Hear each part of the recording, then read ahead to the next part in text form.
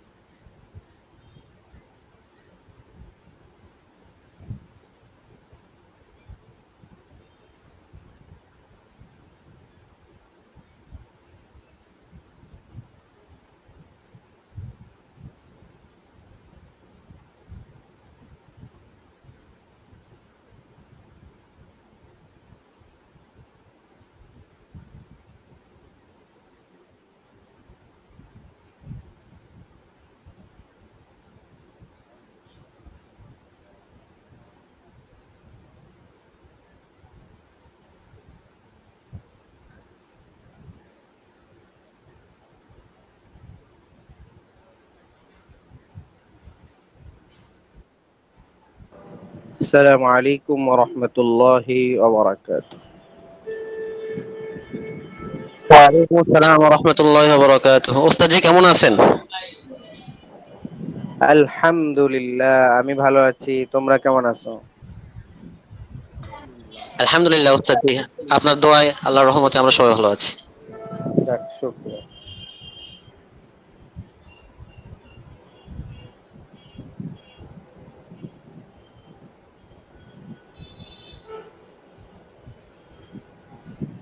বিসমিল্লাহির রহমানির রহিম।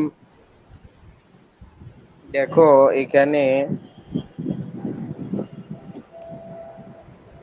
লাকিন ইয়া আখি, এখান থেকে গত ক্লাসে দেখলাম যে এবারটা তোমরা শুনতে পারোনি, হয়তো আমার নেটের প্রবলেমের কারণে হয়তো।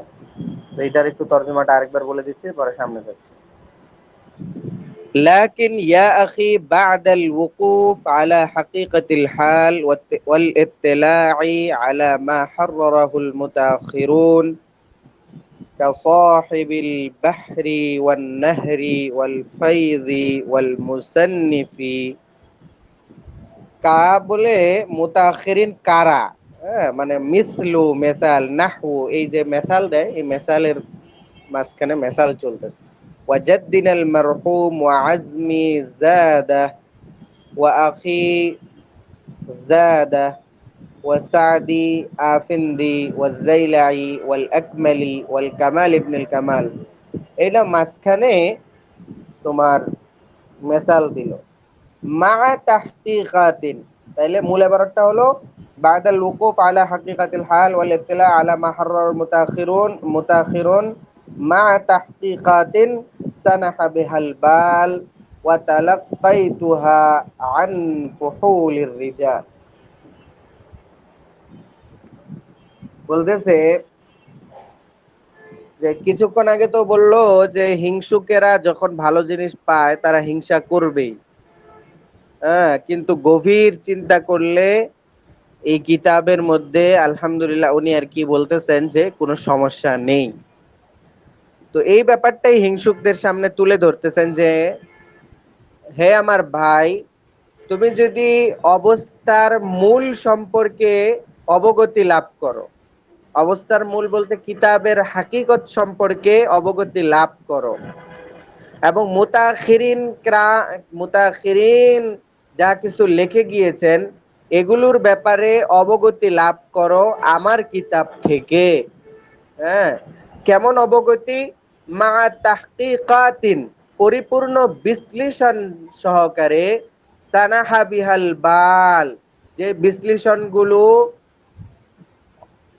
যেই বিশ্লেষণের দ্বারা কি হয়, আল বাল আল হাল আর কি, হাল ধরো, সানাহা মানে জহারা, যে বিশ্লেষণের দ্বারা বিষয়গুলো, অবস্থাগুলো স্পষ্ট হয়ে যায়, এবং ওয়াতালাক্কাইতুহা, এবং যে বিশ্লেষণগুলো আমি পেয়েছি যুগশ্রেষ্ঠ ব্যক্তিদের থেকে, ঠিক আছে, এগুলো যখন তুমি অবগতি লাভ করবে, এখানে কিছুটা এবারত আর কি মাহজুফের মতো আছে, তখন তোমার আর হিংসার কোনো অবস্থা থাকবে না, বা তোমার এই কিতাব সম্পর্কে সংশোধনের কোনো অবস্থা থাকবে না, কারণ এখানে সংশোধনের কোনো দিক আমি রেখে যাইনি।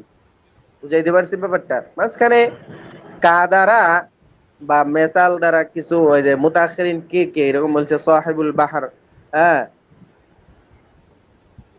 মুসান্নিফে বাহরুল, বাহরুল ফায়েক যেটা আছে, নাহরুল ফায়েক, বাহরুল, বাহরুল রায়েক আর কি, হ্যাঁ, ওয়ান নাহরুল ফায়েক, ইনার মুসান্নিফরা হলো মুতাখিরিন, এবং ওয়াল ফায়েজ, এবং ফায়েজের, ফয়েজ কিতাবের কি মুসান্নিফ, ওয়াল মুসান্নিফি, এবং ওই সমস্ত মুসান্নিফ যাদেরকে আমি পেয়েছি, ওয়াজাদ্দিন আল মারহুম, এবং আমার মরহুম দাদা, ওয়া আজমি জাদা,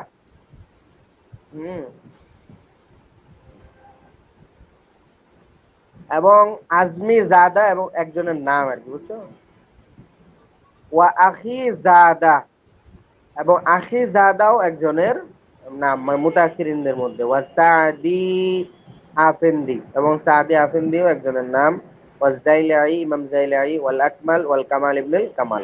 তো এবারটা বুঝছো, এবারটা বুঝাচ্ছে যে সংশোধনকারীরা তো পিছনে পড়েই থাকবে, কিন্তু সংশোধনকারীদের দিকে তিনি লক্ষ্য করে বলতেছেন যে যদি তুমি মূল অবস্থা সম্পর্কে অবগতি লাভ করো কিতাবটার, এবং মুতাখিরিন যা লিখে গেছেন এগুলো সম্পর্কে যদি তুমি অবগতি লাভ করো, তাহলে আর কোনো সংশোধনের দিক থাকবে না। ওয়ায়াবাল্লাহুল ইসমাতা লিকিতাবিন গায়রি কিতাবিহি।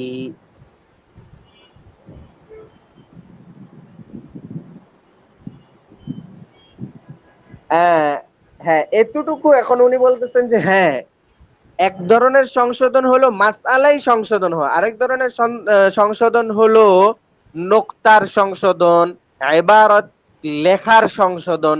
এগুলোর সংশোধন তো কিয়ামত তাক প্রতিটা কিতাবেই চলবে, কারণ আল্লাহ তাআলা বলেই দিয়েছেন যালিকাল কিতাব লা রাইবা ফি, কোরআনে কারীম ছাড়া যত কিতাব আছে সব কিতাবের মধ্যে শাক রয়ে যাবে, এবং প্রত্যেকটা কিতাবের মধ্যে ভুল রয়ে যাবে।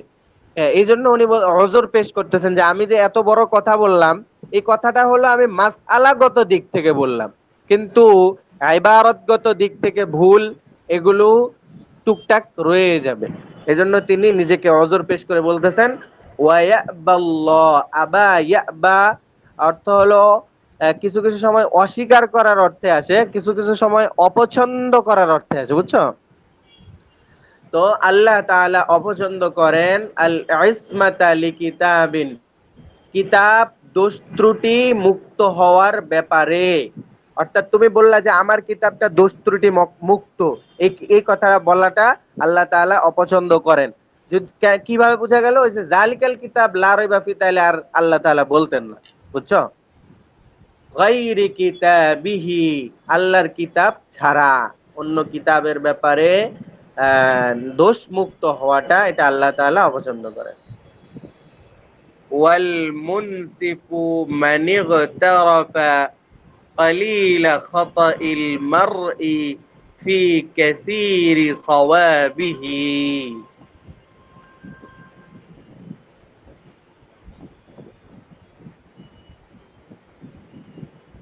হ্যাঁ, ওয়াল মুনসিফ, এই মুনসিফ আসলে আনসাফা ইউনসিফ থেকে ইনসাফের অর্থ, তাহলে, এবং ইনসাফকারী হলো সেই ব্যক্তি, মানে গতারাফা, যে ব্যক্তি ক্ষমার দৃষ্টিতে দেখে, ইগতারাফা ইগতাফারা তাফারা, হ্যাঁ, এটা ওই যে তোমার গফারা ইয়াগফিরুর মাসদার থেকে বাবে ইফতিআল থেকে আসে। হ্যাঁ, অর্থ হলো যে ক্ষমার দৃষ্টিতে দেখে। তাইলে ন্যায়পরায়ণ ব্যক্তি হলো সে যে হলো ক্ষমার দৃষ্টিতে দেখে। কলিলা খতইল মারই, ব্যক্তির সামান্য ভুলকে, হ্যাঁ, ফি কাসিরি সওয়াবিহি, অধিক সওয়াব লাভের আশায়। তাহলে অধিক সওয়াব লাভের আশায় ব্যক্তির সামান্য ভুলকে যে ক্ষমা সুন্দর দৃষ্টিতে দেখে, সেই ব্যক্তি হলো একজন ন্যায়পরায়ণ ব্যক্তি, একজন ইনসাফকার ব্যক্তি। আর এই ইনসাফকারের ব্যাপারে আল্লাহ তাআলা কাল কিয়ামতে ওই ব্যক্তির দোষ ত্রুটিকেও কি রাখবেন? গোপন রাখবেন। সামান্য ভুল ত্রুটি এগুলো নিয়ে যে চর্চা না করবে, সেই হলো একজন মহান ব্যক্তি। ওয়া মা হাযা মান আতকানা কিতাবি হাযা ফাহুয়াল ফাকিহুল মাহির ওয়া মান যাফিরা বিমা ফীহি ফাসায়াকুলু বিমিলই ফীহি কাম তারাকাল আউয়ালু লিল আখির।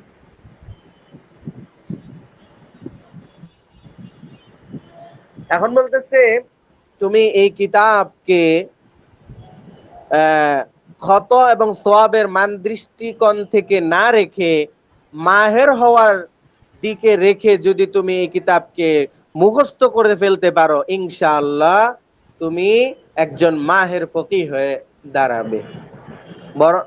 তুমি সমালোচনার দলে না গিয়ে, হ্যাঁ, সমালোচকদের দলে অংশ না নিয়ে, হিংসুকদের দলে অংশ না নিয়ে এই কিতাব যখন তুমি মুতালা করবে, তাহলে তোমার এই কিতাবের দ্বারা তুমি মুসান্নিফের থেকে তার রূহের থেকে ফয়েজ ও বারাকাত পেতে থাকবে, এবং এই ফয়েজ ও বারাকাতের দ্বারা তুমি কিতাবের দ্বারা মাহের হয়ে যাবে। হ্যাঁ, ওয়া মা হাযা, এতটা সত্ত্বেও, মান আতকানা কিতাবি হাযা, যে ব্যক্তি আমার এই কিতাবকে আতকান, ইয়াকিনের সাথে রাখবে। আতকানা মানে ইয়াকিনের সাথে রাখবে বলতে একেবারে ভালোভাবে আত্মস্থ করবে।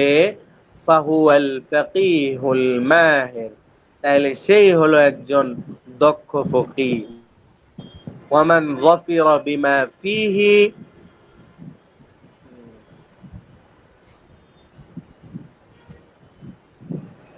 আর যে ব্যক্তি এই কিতাবের মাসআলা মাসাইলকে হস্তগত করবে, ফাসায়াকুলু বিমিলই ফি, সে জোর গলায় বলে উঠবে, কাম তারাকাল আউয়ালু লিল আখির, অর্থাৎ কি বলে উঠবে? পূর্বসূরিগণ উত্তরসূরিদের জন্য কত কিছুই না ছেড়ে গিয়েছেন।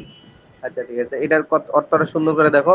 ওয়ামান যাফিরা বিমা ফীহি, এবং যে ব্যক্তি এই কিতাবের মধ্যে যা আছে এর দ্বারা সফলতা, যাফিরা সফলতা, এখানে উঠাবা, যে ব্যক্তি সফলতা অর্জন করবে, ফাসায়াকুলু বিমিলই ফীহি, তাহলে সে বলে উঠবে এটার পরিপূর্ণতার ক্ষেত্রে, বিকামালিন ফি, বিমিলই মানে এই কিতাবের পূর্ণতার ক্ষেত্রে এই বাক্য বলে উঠবে, কাম তারাকাল আউয়াল লিল আখির, কতই না, এখানে কাম প্রশ্নবোধক না, এখানে হলো তাআজ্জুব, কামলিত তাআজ্জুব, হ্যাঁ, যে কতই না সুন্দর জিনিস রেখে গিয়েছেন। আল আউয়াল, আল আউয়াল বলতে পূর্ববর্তী উলামায়ে কেরাম, লিল আখির পরবর্তীদের জন্য।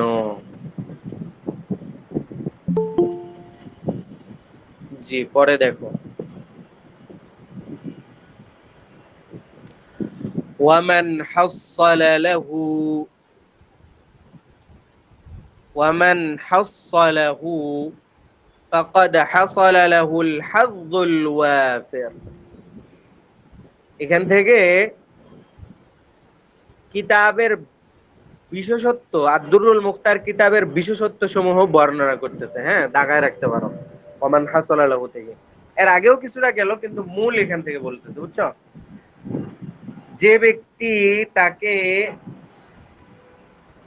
অর্জন করেছে, ফাকাদ হাসালা লাহুল হাজ্জুল ওয়াফির, সে যেন বড় একটি ভান্ডার পেয়ে গেছে, তার জন্য বড় একটি ভান্ডার। হাজ্জুন মানে হিসসুন, অংশ, ওয়াফের বিমানে কামেল, তার জন্য পরিপূর্ণ একটা ভান্ডার অর্জিত হয়েছে।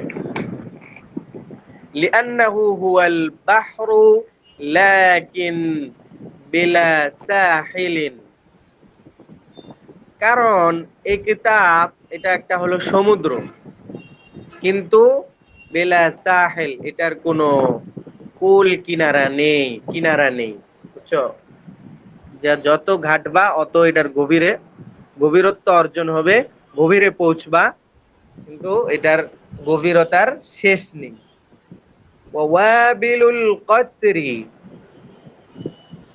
এবং ওয়াবিল মানে হলো বিমানা মুসালসাল, আল কতরুন তো বিমানা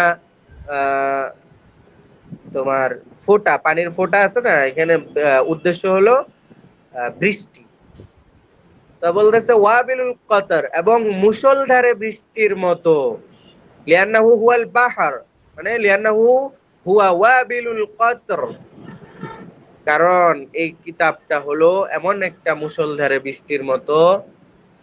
গায়রা আন্নাহু মুতাওয়াসিলুন, বলতেছে তবে এমন মুষলধারে বৃষ্টি যে ওয়া মুতাওয়াসিল মানে মুসালসাল ভাবে এটা বর্ষিত হতেই আছে। গায়রা মানে এখানে তবের অর্থে, বুঝছো? এখানে হলো নফির অর্থে না, যে এটা এমন একটা মুষলধারে বৃষ্টি, যে মুষলধারে বৃষ্টি অবিরত ভাবে বর্ষিত হচ্ছে, অবিরাম বর্ষিত হচ্ছে। কিভাবে বর্ষিত হচ্ছে? বিহুসনি ইবারাতিন, সুন্দর ইবারতের দ্বারা, ওয়া রামজি ইশারাতিন, গুপ্ত ইশারা ইঙ্গিতের দ্বারা।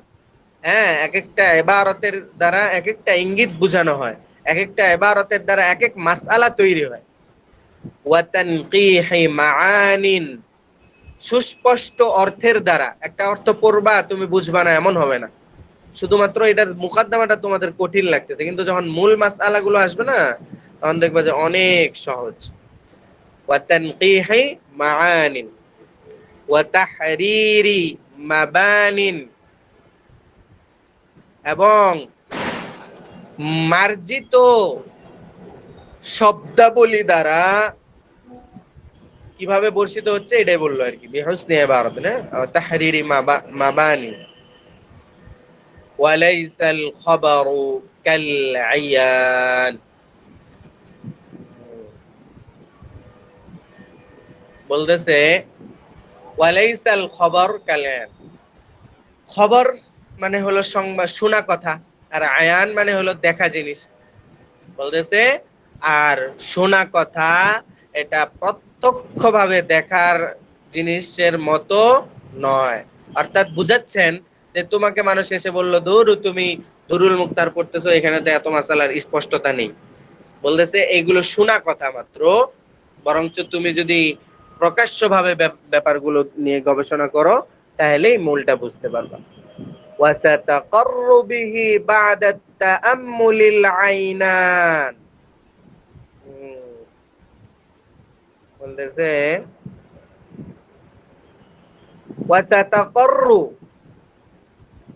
ওই যে রব্বানা হাব লানা মিন আজওয়াজিনা ওয়া যুররিয়াতিনা কুররাতা আয়ুন, এই কুররাতুন শব্দ থেকে সাতাকাররু আসছে, বুঝছো? অর্থ হলো অন্তর, চক্ষু শীতল হওয়া, এর দ্বারা চক্ষু শীতল হবে। বাদাত তাআম্মুল, এই কিতাব নিয়ে গবেষণা করার পরে অবশ্যই দুই চক্ষু কি হবে? আল আইনান, দুনো চক্ষু শীতল হয়ে যাবে। ফাখুয মা নাযারতা মিন হুসনি রাউযিহিল আসমা ওয়া দা' মা সামি'তা আনিল হুসনি ওয়া সালমা। বলতেছে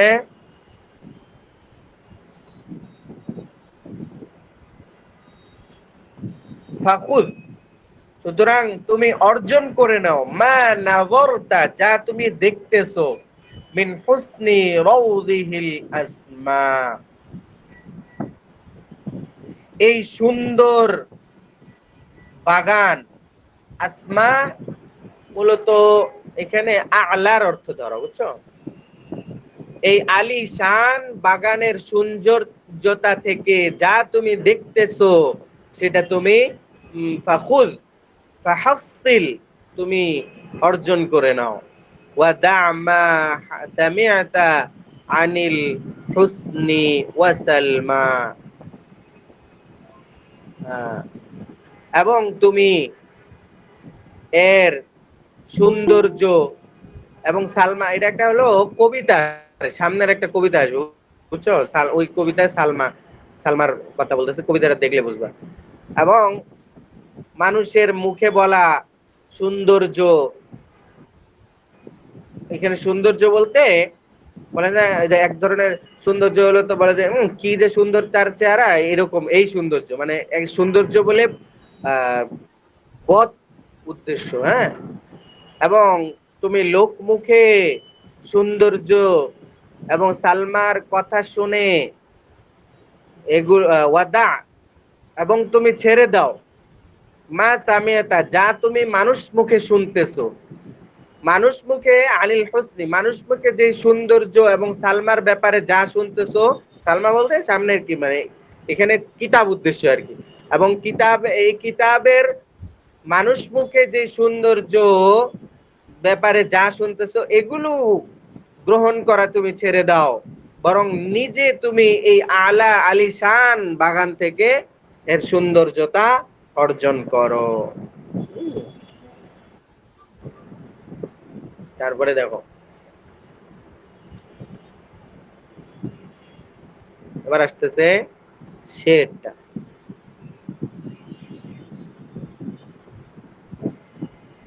খুয মা নাযারতা ওয়া দা শাইআন সামি'তা বিহি ফি তালআতিশ শামসি মা ইউগনিকা আন যুহালা।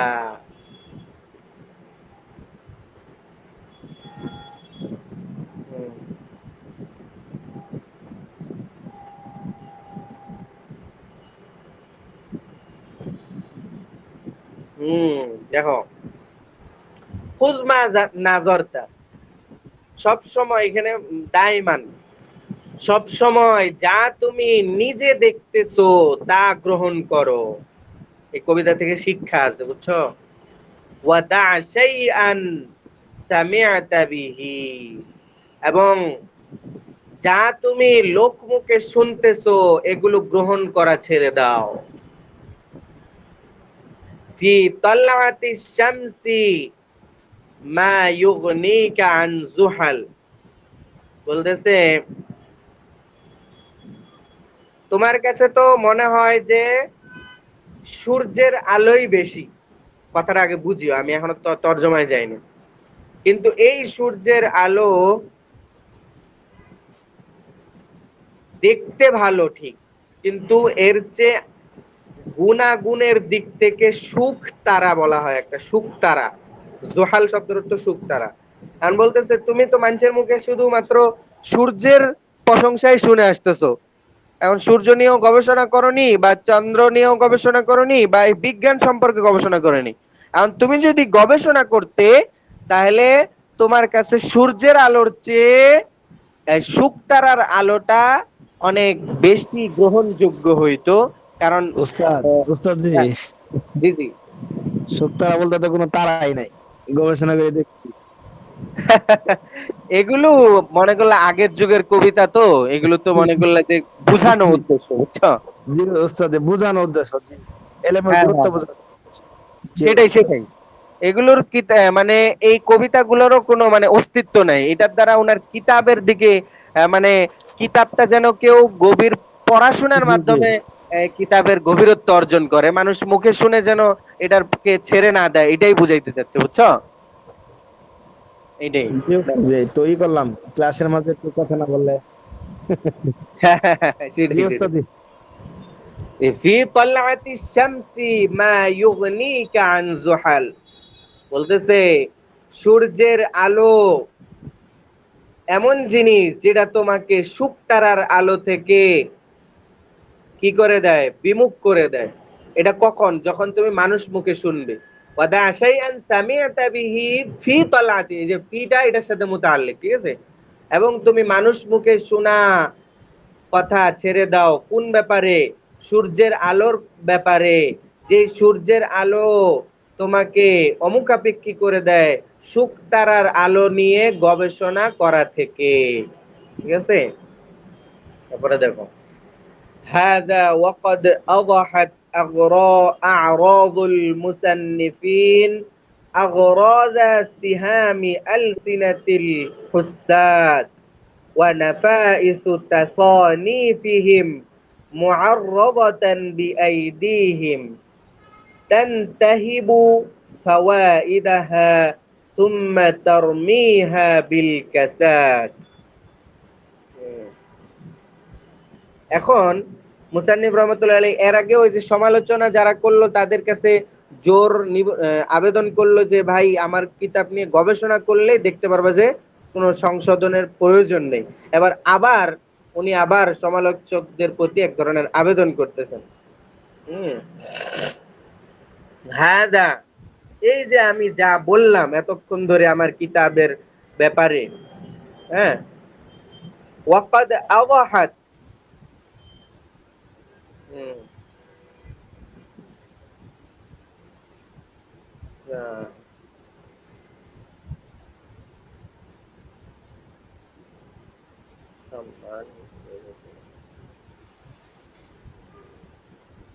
হ্যাঁ দেখো হাদা ওয়াকাদ আওয়াহাদ, হাদা মানে খুদ হাদা, বুঝছো? এখানে একটা ইবারত মাযুব আছে এই জন্য বলতেছে। তাইলে যা কিছু আবেদন করা হলো এটা এগুলো আপনারা মানে সমালোচকদেরকে বলতেছে এগুলো আপনারা গ্রহণ করে নিন এবং হিংসুকদের কথায় পড়বেন না, এটা আর কি বুঝাইতে চাচ্ছেন উনি। কেন? ওয়াকাদ আওয়াহাত, আওয়াহাত ওয়াদাহা ইয়াদাহু থেকে আসছে, বুঝছো? যে স্পষ্ট হওয়া যেটা, কেননা স্পষ্ট এই ব্যাপারটা স্পষ্ট হয়ে গেছে। কোন ব্যাপারটা?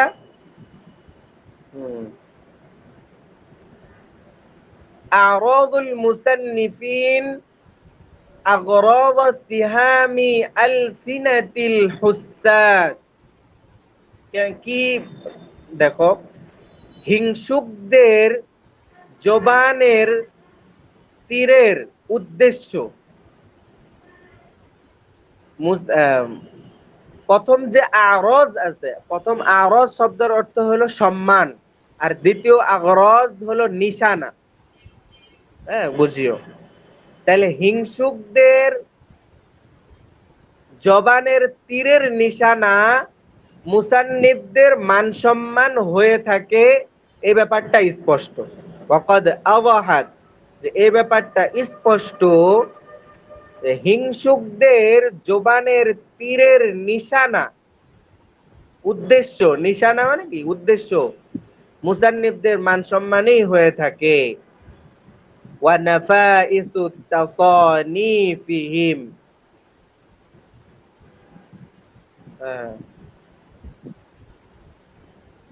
মুআররাদাতান বিআইদিহিম, এবং এ সকল মুসান্নিফদের উৎকৃষ্ট মানের গ্রন্থাবলী, হ্যাঁ, নাফায়েস নাফিসাতুনের জমা, তো উৎকৃষ্ট মানের, আর তাসানিফ মানে হলো কিতাব, মানে কুতুবিহীন, এই সকল মুসান্নিফদের উৎকৃষ্ট মানের গ্রন্থাবলী মুআররাদাতান বিআইদিহিম, ওই সকল হিংসুকদের হাতে যখন পরে, মুআররাদাতান, আররাদা ইউআররিদু অর্থ হলো লুট করে নেওয়া, ছিনতাই করে নেওয়া, এটাই লুট করে নেওয়া বলবো, হ্যাঁ। এবং তাদের উৎকৃষ্ট মানের গ্রন্থাবলী হিংসাকারীদের হাতে পড়লে তারা এর উপকারী কথাগুলো লুট করে নেয়। বিআইদি মুআররাদাতান বিআইদিহিম, অর্থাৎ তারা তো পিছনে পিছনে হিংসা করে বেড়ায় ঠিকই, কিন্তু এই কিতাব থেকে যা ফায়দা নেওয়ার তারা নিজেরা কিন্তু ঠিক সেই ফায়দা নেয় না। কেমন এই যে আবু জাহেলের যুগে দেখো নি, আবু জাহেল যে কোরআনের বিরুদ্ধে কথা বলতো ঠিক আছে, কিন্তু রসুল যখন তেলাওয়াত করতেন তখন তিনি মানে উনি সে তোমার যা কি করতো, তেলাওয়াত শুনতো এবং বলতো যে আসলেই তোমার কালাম সত্য, কিন্তু আমি লোকদের কথার দিকে লক্ষ্য করে ইসলাম গ্রহণ করছি না। তো উনি এটাই বোঝাচ্ছেন যে হিংসুকদের কথায় পড়ে তুমি পিছনে হটে যেও না, কারণ হিংসুকেরা কিন্তু নিজেরা যা অর্জন করার তা অর্জন করেই তারপরে হিংসা করে, বুঝছো? ওয়ানাফাইসু তাসানিফিহিম, এবং তাদের মুজান্নিবদের উৎকৃষ্ট গ্রন্থাবলী মুআররাদাতান, অর্থ হলো লুট করে নেয়, বিআইদিহিম, তাদের গ্রন্থাবলী পুরাটা লুট করে নেয় বলতে তাদের গ্রন্থাবলীর উপকারী জিনিসগুলোকে নিজেরা নিজেদের ক্ষেত্রে গ্রহণ করে নেয়, লুট করে নেয়।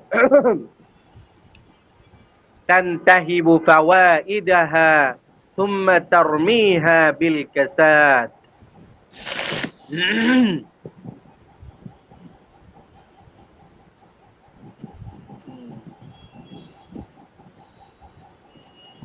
বলতেছে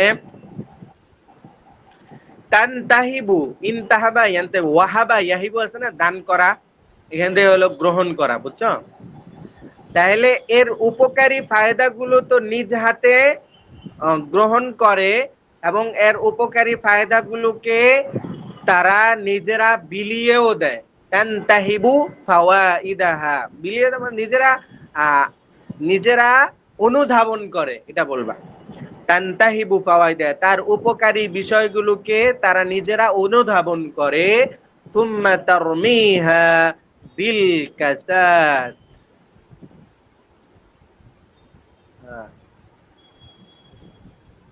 এরপর এগুলোকে তারা কাসাদ বিন নুকসান, নুকসান অর্থে, হ্যাঁ, এরপরে তারা এগুলোকে ত্রুটিযুক্ত বলে কি করে দেয়, ফেলে ছুঁড়ে ফেলে দেয়। তুম্মা রমা ইয়ারমি থেকে তারমি, হ্যাঁ, এরপরে তারা প্রথমে তো গ্রহণ করেই যা তাদের ফায়দা, তারপরে এগুলো মানুষের মধ্যে বলে বেড়ায় যে এগুলোর মধ্যে সমস্যা আছে, এগুলো গ্রহণ করিও না, কিন্তু নিজে কি করলো, ফায়দা হাসিল করলো। তারপরে দেখো আখাল ইলমি লা তা'জাল বিআইবি মুসান্নিফিন ওয়া লাম তাতায়াক্কান জাল্লাতান মিনহু তা'রিফু ফাকাম আফসাদা আর-রাওয়ি কালামান বিআকলিহি ওয়া কাম হাররাফাল আকওয়ালা কওমুন ওয়া সাহহাফু ওয়া কাম নাসিখিন আযহা লিমা'নান মুগায়্যিরান ওয়া জাআ বিশাইইন লাম ইউরিদহুল মুসান্নিফু।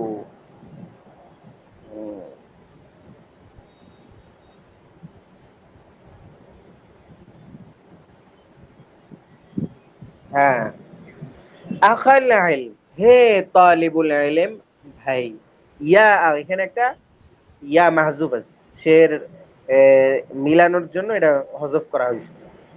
লা তা'জাল বিআইবি মুসান্নিফিন, কোন মুসান্নিফের দোষ ত্রুটি গ্রহণের ব্যাপারে তাড়াহুড়ো করিও না। ওয়ালাম তাতায়াক্কান জাল্লাতান মিনহু তারিফু, হাত্তা, ওয়ালাম ওয়াও বিমানা হাত্তা, যতক্ষণ না, লাম তাতায়াক্কান, তুমি নিশ্চিত না হও, জাল্লাতান মিনহু, তার থেকে পদস্খলন, তারিফু, যে পদস্খলনটা তুমি জানতে পেরেছো। তার মানে যতক্ষণ না তার থেকে জানা কোনো পদস্খলনের ব্যাপারে তুমি নিশ্চিত না হও, ততক্ষণ পর্যন্ত কোনো মুসান্নিফের দোষ ত্রুটির ব্যাপারে অগ্রসর হইও না। ফাকাম আফসাদার রাবি কালামান বিআকলিহি।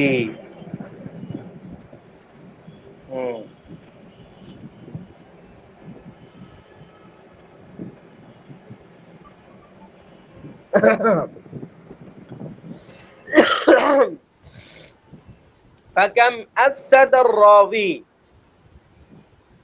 কালামান বিআকলিহি। জেনে রাখো, ইলাম, ফাকাম বিমানা আকসার। কাম কখনো আধিক কথা বোঝানোর জন্য এসেছে, যে অনেক এমন রাবি রয়েছে যারা আফসাদার অনেক এমন রাবি না, সুতরাং এমন অনেক ঘটেছে বলবা যে রেওয়ায়াতকারী স্বীয় নির্বুদ্ধিতার কারণে কালামের যথার্থতা নষ্ট করে ফেলেছে। রেওয়ায়াতকারী কালামকে মানে উনি যে ব্যাপারটা কি করতেছে, রেওয়ায়াত করতেছে, এই রেওয়ায়াতকারী কালামের যথার্থতা, এটা একটু বাড়ায় বলবা, রেওয়ায়াতকারী কালামের যথার্থতা নষ্ট করে ফেলেছে তার নির্বুদ্ধিতার কারণে। এখানে আকলুন বিমানা জাহলুন অর্থ হলো দূর হওয়া, আকল দূর হওয়ার কারণে, মানে নির্বুদ্ধিতার কারণে। ওয়াকাম হাররাফাল আকওয়ালা কওমুন ওয়াসাহহাফু।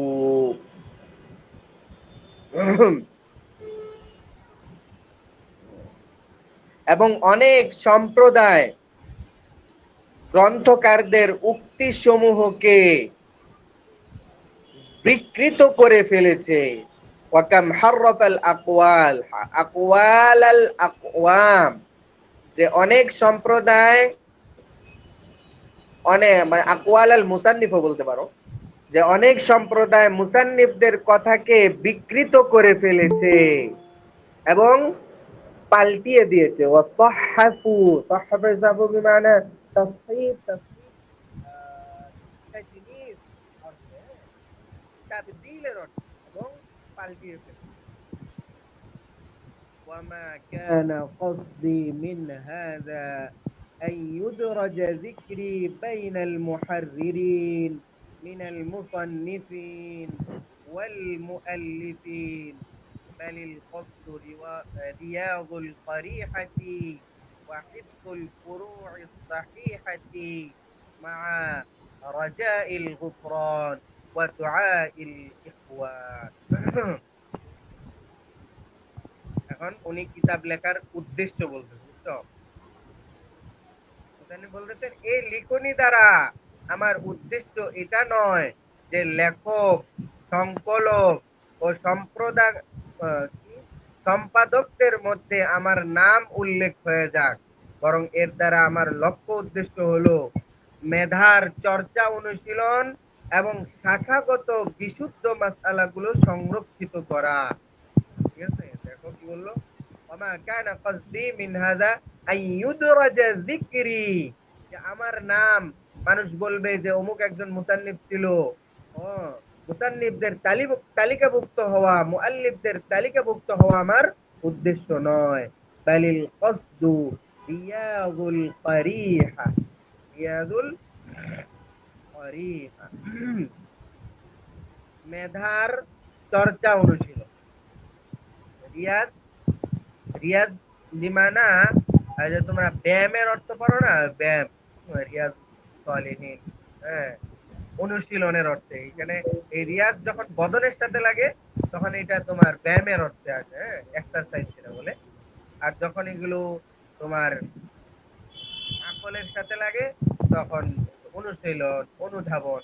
মানে বলতেছেন যে আমার উদ্দেশ্য হলো রিয়াদুল কারিহাতি, মেধার চর্চা, অনুশীলন, ওয়াহিফুল ফুরুইস সাহিহা, এবং বিশুদ্ধ শাখাগত মাসআলাগুলোকে মুখস্থকরণ, মা রাজাইল গুফরান, সাথে সাথে কি চাইনি, সেই সাথে আল্লাহ তাআলার দরবারে ক্ষমার আশা। রজাইল গুফরান, গুফরান দ্বারা উদ্দেশ্য আল্লাহ তাআলা। ওয়া দুআইল ইখওয়ান, এবং ভাইদের থেকে যারা পড়বেন বন্ধুদের থেকে দোয়ার প্রত্যাশা, বন্ধুদের থেকে দোয়ার প্রত্যাশা। ওয়ামা আলাইয়া মিন ইরাদিল হাসিদিনা আনহু হালা হায়াতি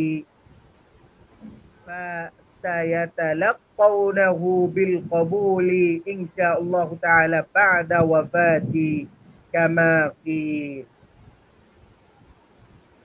এবং উনি বলতেছেন যে যারাই আমার, উনি মানে এই কিতাবটাতে বেশিরভাগ কথাগুলো ওই যে হিংসুক সময় উনি খুব ভয় করতেন এই ব্যাপারটা নিয়ে, হ্যাঁ। তো এই জন্য উনি বলতেছেন যে যারা সমালোচনা করতেছে, হিংসা করতেছে, তারা আমি মনে করি কিতাব মোতালা করার পরে মরার আগে হলেও ইনশাআল্লাহ সেই কিতাবের কথাগুলোকে কবুল করবে, এই কিতাবের আলোচনাগুলোকে কবুল করবে। এটা উনি বলতেছেন, এটা হলো আমার আশা।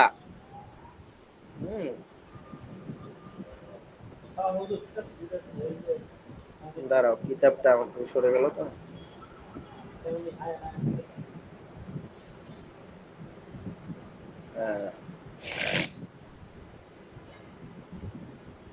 দেখো কি বলতেছে,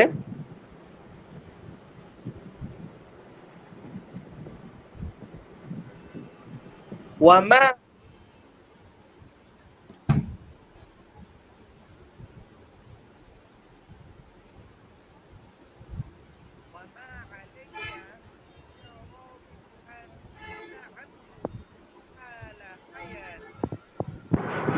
ওয়ামা আলাইয়া, আমার কোনো দুঃখ নেই, ওয়ামা আইবুন লি,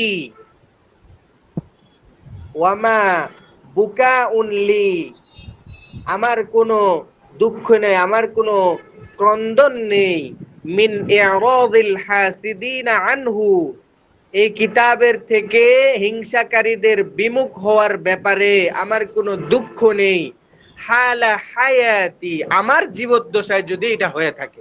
আমার জীবদ্দশায় তো তারা হিংসা করে বেড়াবেই, বুঝলে নাই? ফাসায়াতালাক্কাউনাহু বিল কবুল, তালাক্কা ইয়াতালাক্কা বিমানা এটাকে আঁকড়ে ধরা, জড়িয়ে রাখা, সংস্পর্শে থাকা, এগুলোর অর্থে। অচিরেই তারা তাকে বাদা ওয়াফাতি, ইনশাআল্লাহ পরে অচিরেই আল্লাহ এই গ্রন্থকে তারা গ্রহণ করে নিবে, বরণ করে নিবে। কেন এটা উনি বলতেছেন? কামা কিল, কারণ শেরের মধ্যে এরকমটাই শায়েররা বলে গিয়েছেন, তারাল ফাতা ইউনকিরু ফাদলাল ফাতা লুমান ওয়া খুবসান ফাইযা মা যাহাব লাজ্জা বিহিল হিরসু আলা নুকতাতিন ইয়াকতুবুহা আনহু বিমাইয যাহাব।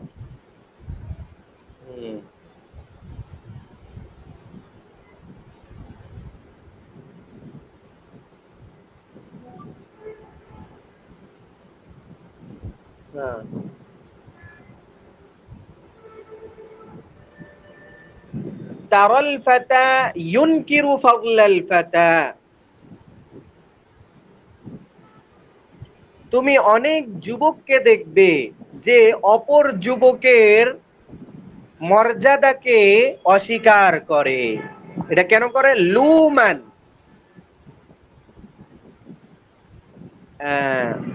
লুম মানে হলো স্বীয় সংকীর্ণতা, ওয়া খুবসান, লুম এটা রিয়ার অর্থ নিতে পারো লাইম থেকে, হ্যাঁ, তোমার তিরস্কার বশত, ওয়া খুবসান, এবং নিজের নিচুতার কারণে, নিচু মনের কারণে। খুবুস শব্দের অর্থ তো গুনাহের অর্থে আছে, এখানে গুনাহ হইলে তো মানুষ নিচুই হয়, এই জন্য এখানে একটু মর্মার্থ উঠাবা, ঠিক আছে? তাহলে তুমি অনেক যুবককে দেখবে যারা অপর যুবকের বৈশিষ্ট্যকে অস্বীকার করে তিরস্কার বশত এবং নিজের নিচুতার কারণে। ফাইদা মা যাহাব, অতঃপর যখন ওই ব্যক্তি মা যাহাব চলে যায়, যাহাব মানে কি সে চলে যায়, মানে যে হলো আর কি বৈশিষ্ট্যওয়ালা ব্যক্তি যখন মারা যায়, লাজ্জা বিহিল হিরসু আলা নুকতাতিন ইয়াকতুবুহা আনহু বিমা ইয-যাহাব। লাজ্জা ইয়ালুজ্জু বিমানা দাখালা ইয়াদখুলু, অথবা হাসালারও অর্থ করতে পারো। লাজ্জা বিহি, অতঃপর যখন ওই ব্যক্তি চলে যায় তখন সে তার মর্যাদার দিকগুলোকে গ্রহণ করে নেয়। লাজ্জা বিহি।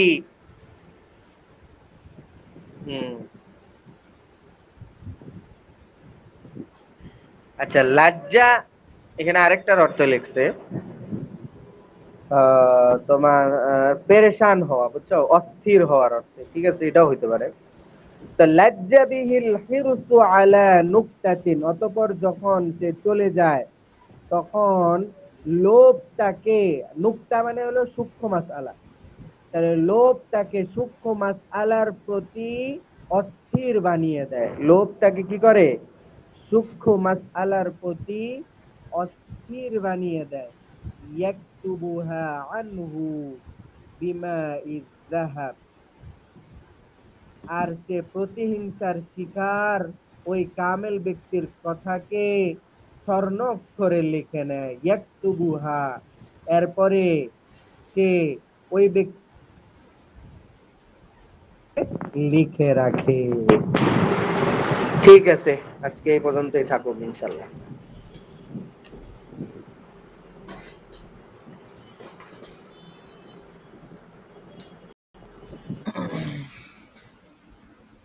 জি জি, প্রথম ঘন্টা এখানেই সমাপ্ত। তো এই শেয়ার পর্যন্তই থাকুক ইনশাল্লাহ। এখন দ্বিতীয় ঘন্টা শুরু হবে।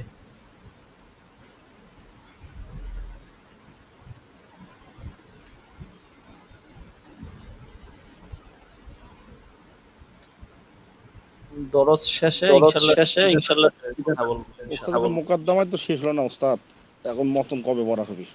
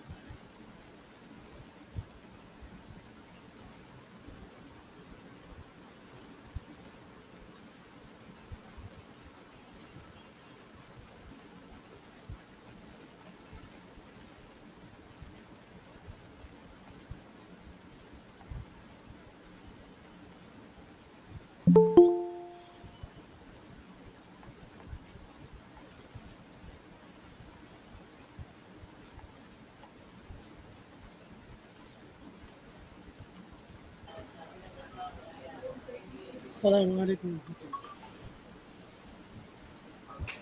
السلام ورحمة الله وبركاته. আলহামদুলিল্লাহ।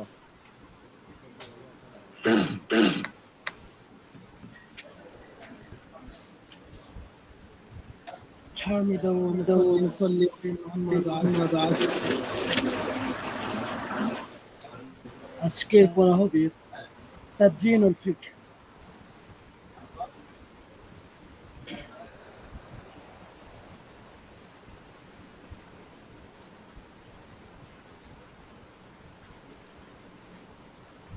আজকের পড়া আমরা এই অধ্যায়টা ইনশাল্লাহ শেষ করে আমরা চলে যাব একদম শেষ দিকে। ফতোয়ার মানহাজ, ফতোয়া কিভাবে লিখবো, কাদের উপর ফতোয়া ওয়াজিব এবং কাদের উপর ফতোয়া হারাম, কোন কোন শর্তে আমরা ফতোয়া লিখতে পারবো, মুস্তাফতিকে আমরা কি কি প্রশ্ন করব, কি কি প্রশ্ন থেকে আমরা বিরত থাকবো, এবং লেখার ক্ষেত্রে কি কি আদব রয়েছে এ সংক্রান্ত আমাদের শুরু হবে ইনশাআল্লাহ একদম কিতাবের লাশ একটাই। আমরা আজকে যে গতকালকে গত 2-3 সপ্তাহ যেভাবে আমরা যে পড়তেছিলাম এটা ইনশাআল্লাহ আজকে শেষ করে দেব সংক্ষিপ্তভাবে। তারপরে আমরা আহকামুল ইফতা ওয়া মানহাজুহু এদিকে চলে যাব ইনশাআল্লাহ। তো প্রথম হলো তাদজিনুল ফিকহ, ফিকহটা আবিষ্কার হলো কিভাবে, আমাদের পর্যন্ত ফিকহটা আবিষ্কৃত হয়ে আসলো কিভাবে।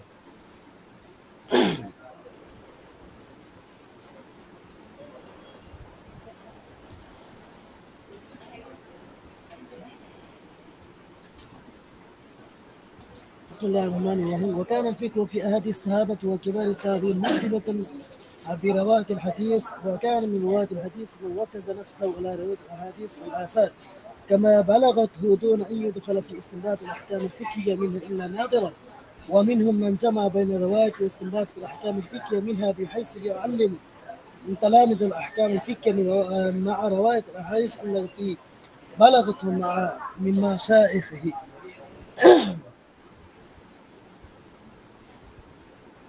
তো এখানে বলতেছে যে সাহাবায়ে কেরাম এবং তাবিঈনদের মধ্যে যারা বড় ছিলেন তাদের সময়ে হাদিসের সাথে ফিকহটাও সম্পৃক্ত ছিল। এর মধ্যে থেকে কেউ কেউ, এ কথাটা আগেও গিয়েছে, এর মধ্যে থেকে কেউ কেউ শুধুমাত্র হাদিস রাওয়ায়াতের ক্ষেত্রে নিজেকে ব্যস্ত রেখেছিলেন এবং তার পাশাপাশি যে যা না হলেই নয় ইল্লা মা লা বুদ্দা মিনহু, এই সকল মাসালাগুলো তারা রাওয়ায়াত করতেন। আর এদের মধ্যে থেকে আরেক দল লোক ছিলেন, ফুকাহা ছিলেন, যারা হাদিসের রাওয়ায়াতের পাশাপাশি ফিকহি মাসালাকে তারা হাদিস এবং কোরআন থেকে ইস্তেমবাদ করতেন এবং এটা ছাত্রদেরকে তারা শিখাইতেন। এমনিভাবে যখন ইসলাম পুরা দেশের মধ্যে, ভূখণ্ডের মধ্যে বিভিন্ন স্থানে ছড়িয়ে গেল, তখন একটা লিপিবদ্ধ মাসলা মাসাইলের একটা লিপিবদ্ধ কিতাবের প্রয়োজন ছিল। তো কি করবে, এই প্রয়োজন অনুযায়ী প্রথমে ফিকহ লিখে ফেলেন নাই, বরং প্রথমেই ফিকহর আছে, যেমন আমরা ফিকহর মধ্যে পড়ি প্রথমে কিতাবুত তাহারাত, এরপর কিতাবুস সালাত, এরপর কিতাবুস যাকাত, এইভাবে যে কিতাবগুলো, এই কিতাবের দাঁচেই হাদিসগুলোকে লেখা হয়েছে। এরপরে এই হাদিসের পাশাপাশি নিচে কিছু মাসআলা মাসাইল লেখা হয়েছে। এখান থেকেই ফিকহর আবিষ্কারটা শুরু হয়েছে। এখান থেকে ফিকহ আবিষ্কার এবং ফিকহর মাসআলা মাসাইলের কিতাব লেখার উদ্ভাবন শুরু হয়েছে। এরপর থেকে অনেকেই এই আবওয়াবে ফিকহ অনুযায়ী হাদিসের কিতাব অনেকে লিখেছে।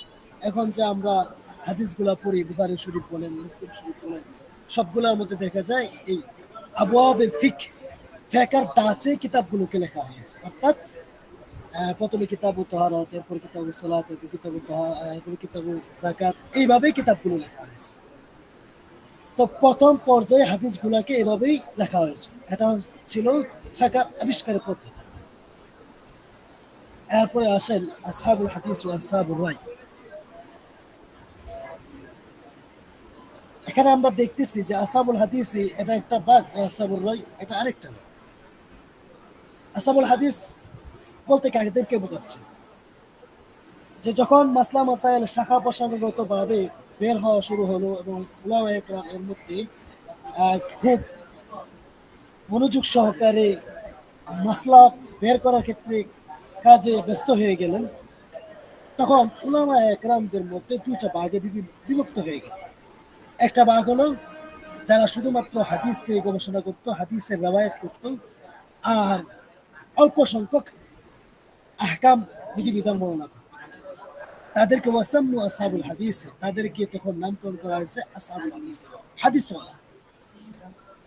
আর আরেকটা ভাগ উলামাদের মধ্যে, ফুকাহাদের মধ্যে, যারা শুধুমাত্র ফেকার মধ্যেই তাদের মনোনিবেশন ছিল এবং চিন্তাধারা ছিল, এবং এতটুক ছিল যে যখন কোনো মাসলা মাসাইল বলার ক্ষেত্রে হাদিসের প্রয়োজন হতো তখন শুধু তারা মাত্র হাদিসের দিকে রাওয়ায়াত করতো বা হাদিসের দিকে যাইতো, অথবা শুধুমাত্র তারা এই ফেকার নিয়ে পড়ে যেত।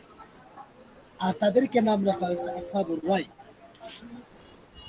এখন এই আসহাবুর রায় নিয়ে অনেকগুলো কথা আসবে, অনেকে এটা নিয়ে বিভ্রান্তের মধ্যে পড়বেন। আর কেউ আসহাবুর রায় দেখে অনেকেই এই মতামত করেছিলেন যে তারা শুধুমাত্র যুক্তি নিয়ে পড়ে থাকে, কোরআন হাদিসের দিকে যায়, তারা শুধুমাত্র যুক্তি বলে। আসলে তারা যে এই কথাগুলো বলতো তখনকার জমানায়, এই কথাগুলো আসলে ঠিক না, বরং এই আসহাবুল হাদিস এবং আসহাবুর রায় এটা শুধুমাত্র হাদিস নিয়ে পড়ে থাকতো, শুধুমাত্র ফেকা নিয়ে পড়ে থাকতো, বিষয়টা এমন ছিল না। বরং কি দুজনেই হাদিস জানতো, কিন্তু একজনে হাদিস নিয়ে ব্যস্ত থাকতো, আরেকজন ফেকা নিয়ে ব্যস্ত থাকতো। এই কারণে তাদেরকে দুইটা নাম দেওয়া হয়েছে। আসহাবুর রায় মানে এই না যে তারা কোরআন হাদিস দিকে তাকাইতো না, শুধুমাত্র রায় অনুযায়ী কি করতো, মাসলা মাসাইল বলে দিত। এটা ভুল কথা। আবার অনেকে আসহাবুর রায়ের শব্দের দিকে তারা মনে করতো যে এটা শুধুমাত্র যাদের জ্ঞান বুদ্ধি আছে তারাই শুধুমাত্র কি আসহাবুর রায় হতে পারে, বা তারাই নিজে থেকেই মাসলা মাসাইল বলে, এটা অনেকে মনে করে। এই রায় শব্দের দিকে তাকিয়ে আসলে এখানে আসহাবুর রায় যে বলা হয়েছে, রায় শব্দটা কোত্থেকে আনা হয়েছে, তাদেরকে কেন আসহাবুর রায় বলা হচ্ছে?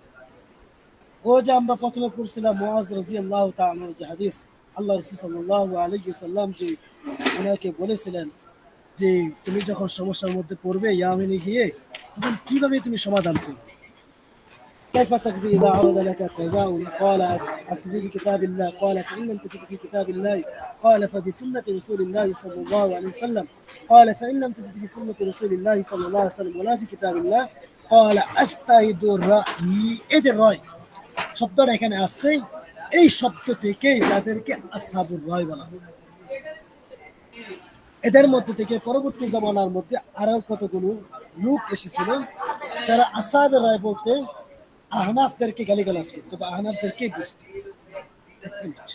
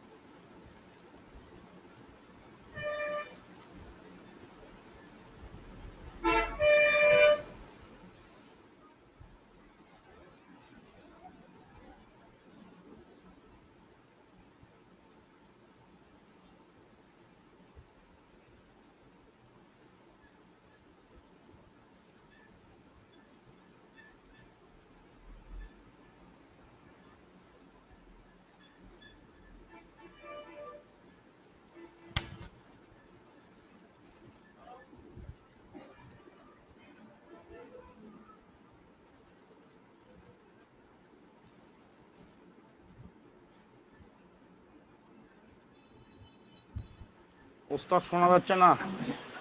না আমি বলি নাই। ও বলেননি? জি জি।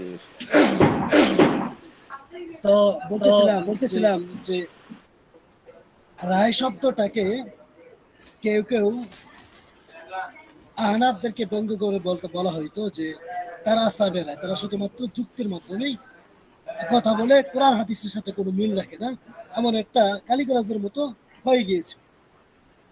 আসলে সমস্যাটা কি ছিল আমাদেরকে এটা বুঝতে হবে। সমস্যাটা হলো, আমরা তো প্রথম দিন যে এই কি ইফতিতাই মজলিসের মধ্যে বলছিলাম যে প্রথম 200 বছর ফিকহের কাজ চলছে, এরপরে 200 বছর হাদিসের কাজ চলছে। তো প্রথম 200 বছর যে ফিকহের কাজ চলছিল, তখন তো আবু হানিফা রাহমাতুল্লাহি আলাইহি বা তার 40 জন শাগির্দ ছিল, তারা তো হাদিস সামনে আসলে ওই হাদিস অনুযায়ী বা আসার অনুযায়ী তারা মাসলা মাসাইল লিখত। তখন তো তাদের মধ্যে কোনটা সহিহ, কোনটা গায়রে সহিহ, কোনটা যায়িফ, এই বিবাদ বা হাদিসের মধ্যে ছিল। কিন্তু পরবর্তী 200 বছর যখন শাফি রহমতুল্লাহ আলাইহি মাসার পরে বুখারী রহমতুল্লাহ আলাইহি, মুসলিম রহমতুল্লাহ আলাইহি, তারা হাদিসটাকে বিভক্ত শুরু করে দিলেন, কোনটা যায়িফ, কোনটা হাসান, কোনটা সহিহ। এই যে একটা বিভক্ত করলেন, এটা কিন্তু আহনাফরা মাসলা মাসাইলকে লেখার পরে তখন তারা কি করলেন, এই হাদিসের বিভক্তি করলেন।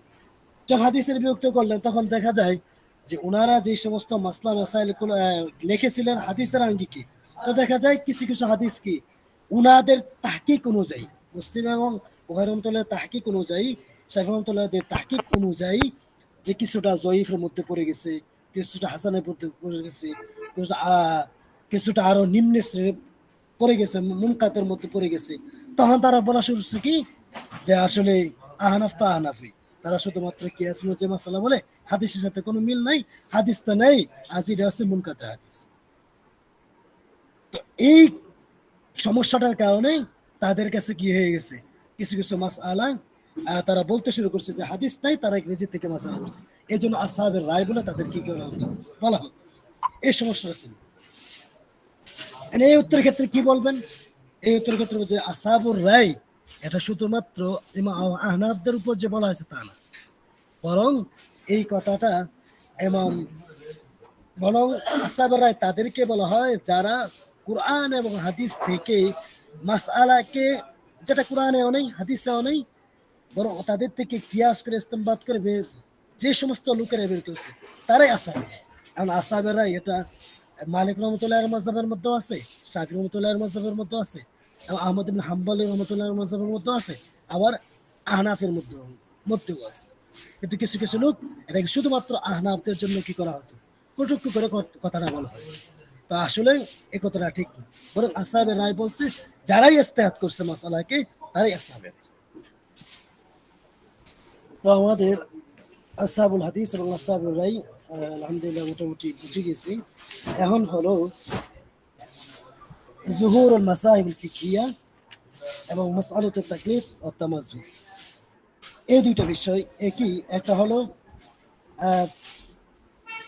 মাযহাবে ফিকহিয়ার প্রকাশ, দুই নম্বর হচ্ছে মাযহাবে ফিকহিয়ার যে অনুসরণ, এই বিষয়টা যে মাযহাব ফিকহি মাযহাব প্রকাশ কিভাবে হয়েছে।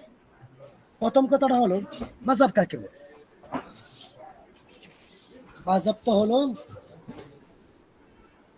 যে কোনো একজন ব্যক্তি কোরআনের মধ্যে যা আছে কোরআন অনুযায়ী হুকুমকে বর্ণনা করা, হাদিসের মধ্যে যা আছে হাদিস অনুযায়ী বর্ণনা করা, কোরআন এবং হাদিসের মধ্যে যেটা নাই এটা কিয়াস ইজমা এর মাধ্যমে বর্ণনা করে একটা লিপিবদ্ধ করা অথবা অ্যাডজাস্ট করা সমস্ত কারণগুলোকে, এটাই মাযহাব। আর তাকলিদ হলো এই মাযহাবটাকে মানা, মেনে চলা।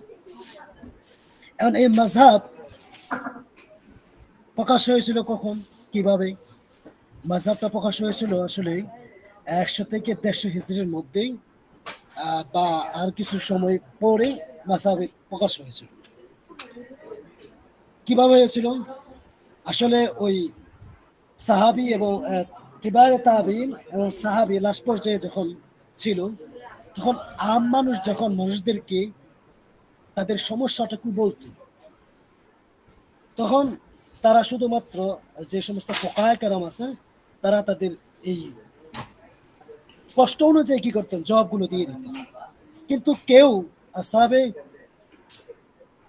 ইয়ার মধ্যে সাহাবীদের মধ্যে অথবা কিবারে তাবিনের মধ্যে কেউ আছে না যে জীবনের শুরু থেকে নিয়ে লাস্ট পর্যন্ত কি কি সমস্যা হতে পারে প্রত্যেকটাকেই ইস্তেমবাত করে লিখে লিপিবদ্ধ করা নথিভুক্ত করা, এটা কেউ করছে।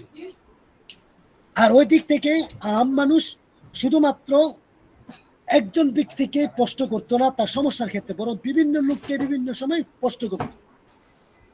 তা দেখা যায় এক একজনটা এক এক প্রশ্ন করলে তারা এক একজন এক এক জবাব দেয়। তা এক একজন এক এক হাদিস আছে, এক একজনের কাছে এক একভাবে ইস্তেমবাত।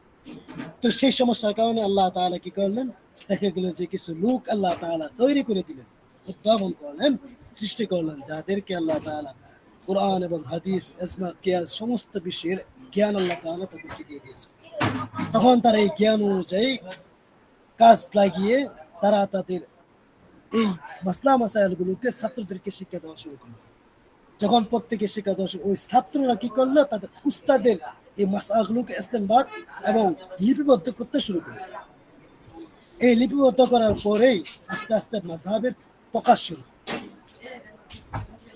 এই লিপিবদ্ধের মাধ্যমে যেমন আহনাফ এর মধ্যে আহনাফের ছাত্র আবু হানিফা রাহমাতুল্লাহ ছাত্র মাহবুব ইসলাম রাহমাতুল্লাহ আলাইহি কিতাব লিখছেন, ওনার যে বিষয়গুলো ছিল আসার কিতাব লিখছেন। এমনিভাবে মালিক রহমতুল্লাহ আলাইহির মাযহাবের মধ্যে তার ছাত্র মুদাওয়ানা কিতাব লিখেছেন। শাফি রহমতুল্লাহ আলাইহির মাযহাবের মধ্যে উনি নিজেই কিতাবুল লিখেছেন। আহমদ ইবনে হাম্বল রহমতুল্লাহ আলাইহির ছাত্রদের মধ্যে অনেক কিতাব আছে এবং উনি নিজেও যেহেতু হাদিসের অনুসরণ করতেন এর জন্য মুসনাদ আহমদ লিখেছেন। তো প্রত্যেকের লিপিবদ্ধ কিতাব শুরু করেছেন এবং এর থেকে মানুষ মাসলা মাসাইল জানতে শুরু করলো এবং তার থেকে শিখতে শুরু করলো এবং মাযহাবের আবির্ভাব ঘটে। এখন প্রশ্ন করতে পারেন যে হুজুর,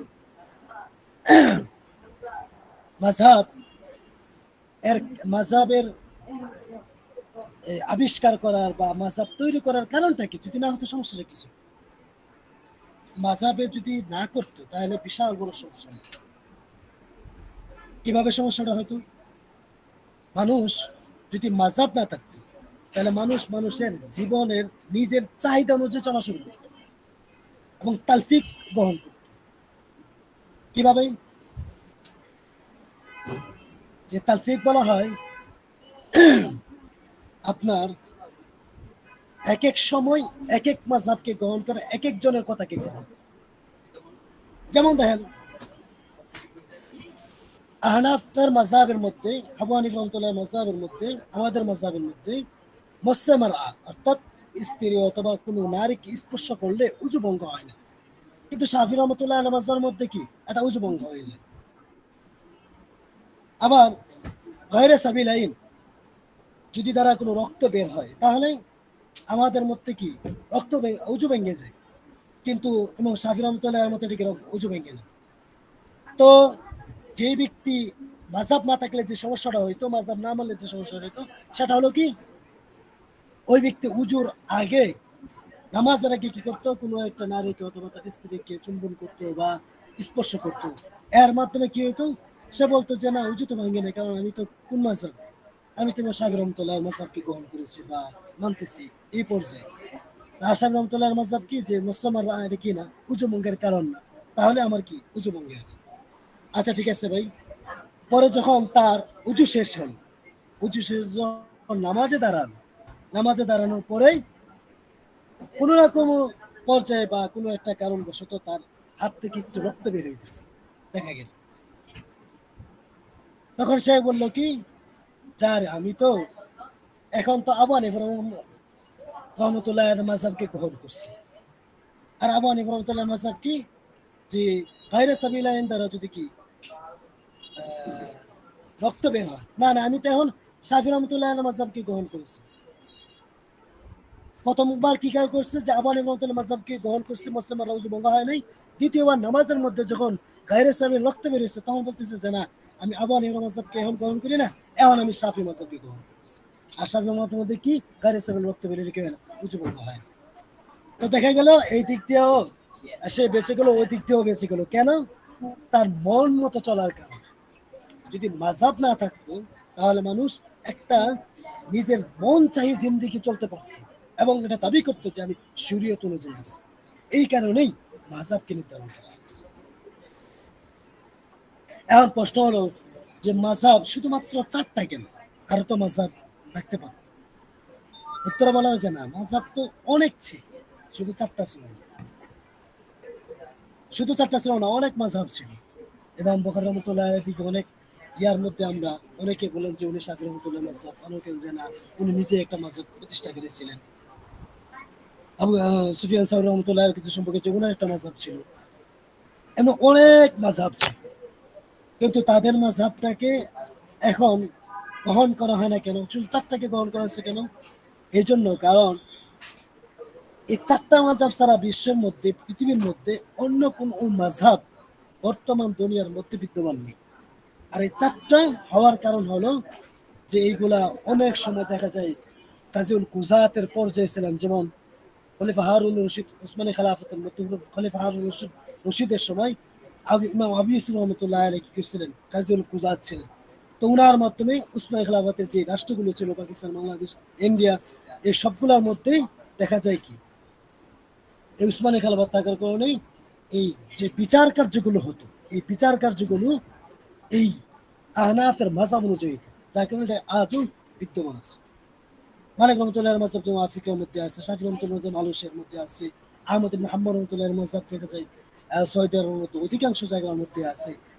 তো তারা মান্য করার কারণে এবং কখনো কখনো বিচারক তাদের মাযহাবগুলোকে গ্রহণ করার কারণে, মাসআলাগুলোকে গ্রহণ করার কারণে দেখা যায় এটা আজও দুনিয়ার মধ্যে টিকে আছে। এই জন্য 4টাকে গ্রহণ করা। এখন বলা হয় যদি হয় যে অন্যদেরটা, তো অন্যদেরটা বলা হবে যে আপনি বর্তমান সময়ে যে সমস্যাগুলো আছে, জুজু ফতুয়াগুলো আছে, জুজু সমস্যাগুলো আছে, এই জুজু সমস্যাগুলোর ক্ষেত্রে আপনি ওই সুফিয়ান সাউরি এবং বুখারী রাহমাতুল্লাহ আলাইহি বা অন্যান্য যে মাযহাবগুলো ছিল তাদের প্রত্যেকের উত্তর পাবেন। প্রত্যেকের উত্তর আপনি তাদের বর্তমান সমস্যা পাবেন না, বরং এই 4 মাযহাবের মধ্যে কি যা আছে তাদের মধ্যে থেকে কি একজনের মাযহাব অনুযায়ী বর্তমান সমস্যার কি সমাধান পাওয়া যায়, এই হিসাবে এই 4টা কি বর্তমানে বিদ্যমান আছে। এখন তো প্রশ্ন হতে পারে যে হুজুর আপনারা তো মাযহাব করেন, আহলে হাদিসরা যেমনটা বলে যে আল্লাহ রাসূলের জামানার পর থেকে 200 বছর পর্যন্ত তো কোনো মাযহাব ছিল না, তো আপনারা এখন মাযহাব করেন কি? মাযহাব না থাকলে সমস্যাটা কি? আহলে হাদিসরা দেখবেন প্রায় সময় এই প্রশ্নটা করে থাকবে, ছুড়ে থাকবে। তাহলে বলা হবে যে 200 বছর পর্যন্ত মাযহাব ছিল না, কে বলছে আপনাকে? তাদের উত্তরে বলা হবে 200 বছর পর্যন্ত মাযহাব ছিল না, এটা কে বলছে? মাযহাব কাকে বলে? আমি তো বললাম যে মাযহাব তো বলা হয় যে কারু কোরআন এবং হাদিস এবং ইস্তেমবাত, কিয়াস, ইজমা অনুযায়ী যে লিপিবদ্ধ সমস্যা সমাধান দেওয়া হয় তাকে মানানো মাযহাব। এখন এইগুলা তো তখনকার যদিও লিপিবদ্ধ ছিল না, কিন্তু ব্যক্তিরা কি ছিল? জীবিত ছিল। যেমন আল্লাহ রসুলের জামানার মধ্যে কি আল্লাহ রসুলকে মানতো, তাদেরকে জিজ্ঞেস করে তার সমস্যা করতো, সমাধান করতো। আল্লাহ রসুলের পরে আবু বকর সিদ্দিক রাদিয়াল্লাহু তাআলাকে তারা সমস্যা সমাধান করতো। এরপর উমর রাদিয়াল্লাহু তাআলাকে, উসমান রাদিয়াল্লাহু তাআলা, আলী রাদিয়াল্লাহু তাআলা, এভাবে তো যদিও কিতাব ছিল না কিন্তু কি মানুষ ছিল, তাদের কাছে কি করতো? সমস্যা সমাধান করতো জিজ্ঞাসা করে। তো তারাও তো কি করতো? একজনে কোনো ব্যক্তিকে মানা মাযহাব না, বরং ব্যক্তিকে তাকলিদ করা না, বরং ব্যক্তির যে লেখাগুলো আছে বা যে ইস্তেমবাদগুলো, যে মাসলা এইগুলোর নাম হলো তাকলিদ করা, বিশ্বাস করা এবং এই অনুসারে চলা। তো তখন তো ওইটা ছিল। এখন বলবেন যে এখনও তো তাইলে কিতাব ছাড়া চলেছে, কিভাবে চলবেন? তো বর্তমান জামানার মধ্যে তেমন কোনো মুস্তাহিদ নাই যে মুস্তাহিদের কাছে আমরা জিজ্ঞাসা করে সমস্ত সমাধান আমরা কোরআন হাদিস থেকে নিতে পারবো। যেহেতু নেই, অতএব আমাদেরকে যারা করে দিয়েছেন এই লিপিবদ্ধ বিষয়গুলোকে আমাদেরকে মানতে হবে। অতএব যেগুলো 200 বছর আগে যে মাযহাব ছিল না তা না, ছিল। 200 বছর আগেও ছিল, এটা জীবিত ছিল, আর এখন যেটা আছে মৃত, কিন্তু কিতাব আছে। আর একটা বিষয় হলো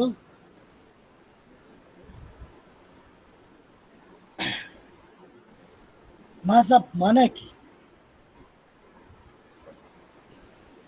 আল্লামা আশরাফি থানভী রহমতুল্লাহ আলাইহি বলেন, যে সমস্ত লোকের মধ্যে ইজতিহাদের যোগ্যতা আছে, ইজতিহাদের যোগ্যতা আছে, যে শারায়াতগুলো আছে, যদি শারায়াতগুলো কোনো ব্যক্তির মধ্যে, কোনো উলামার মধ্যে, কোনো মুহাক্কিকের মধ্যে পাওয়া যায়, তাহলে সে তো ইজতিহাদ করে চলতে পারবে, মাযহাব মানা দরকার নেই। আর যে সমস্ত মানুষ স্টার্ট করতে পারে মানে আম মানুষ, তাকে মাযহাব মানাটা ওয়াজিব, মানতে হবে। কারণ মাযহাব না মানলে সে শরীয়ত অনুযায়ী চলতে পারবে না। কারণ মাযহাবের মধ্যে প্রত্যেকটা শরীয়ত তাকে বলা দেওয়া হয়েছে যে তুমি এই ক্ষেত্রে এভাবে চলো, এই ক্ষেত্রে এভাবে চলো, এইভাবে এই ক্ষেত্রে এইভাবে চলো, সবটি কোরআন হাদিস থেকে। এখন যদি কেউ মাযহাব না মানে তাহলে দেখা যাবে যে সে এই শরীয়ত গুলো জানতে পারবে না। এবং যদি এক একটা এক এক সময় মানে তাহলে তালফিকের অন্তর্ভুক্ত হবে, মন সে জিন্দিগি হবে। তখন শরীয়ত মানা হবে না, বরং নিজের নফসের পূজা করা হবে। এই জন্য মাযহাবকে মানতে হবে। তো এই ছিল। এখন যদি কেউ মাযহাব সম্পর্কে আরো বিস্তারিত কেউ জানতে চান, তাহলে মাযহাব কি ও কেন একটা বই আছে, ওই বইটা ইনশাল্লাহ মোতালা করলে আশা করি আমাদের অনেক ফায়দা হবে। এই সংক্ষিপ্ত যা পারলাম বলে দিলাম কি। আর মাঝখানে যেহেতু এবারও দেখতেছেন এগুলো আসলে যে মাযহাব মানে কি, এক একজনের এক একটা কৌল আনছে। কখনো ইমাম নবী রহমতুল্লাহ আলাইহি কৌল আছে, কখনো গাজী রহমতুল্লাহ আলাইহি কৌল আনছে, কোন আশরাফ তাহান রহমতুল্লাহ আলাইহি কয়েকটা কৌল আনছে। এই জন্য দেখা যাচ্ছে যে উর্দু আছে এবং এবারতগুলো বেশি লম্বা। মোট কথাটা এটাই ছিল। তাহলে আমরা একদম শেষ দিকে চলে যাবো ইনশাআল্লাহ। কিতাবটা যদি পিছনে টানিয়ে দেওয়া হয় ভালো হয়। আহকামুল ইফতা ওয়া মানহাজুহু,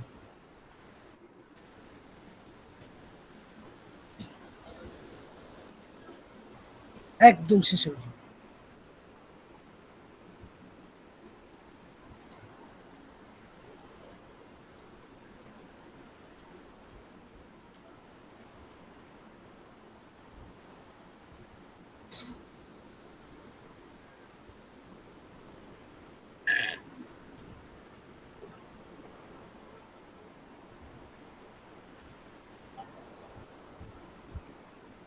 أحكام الإفتاء ومنهجه.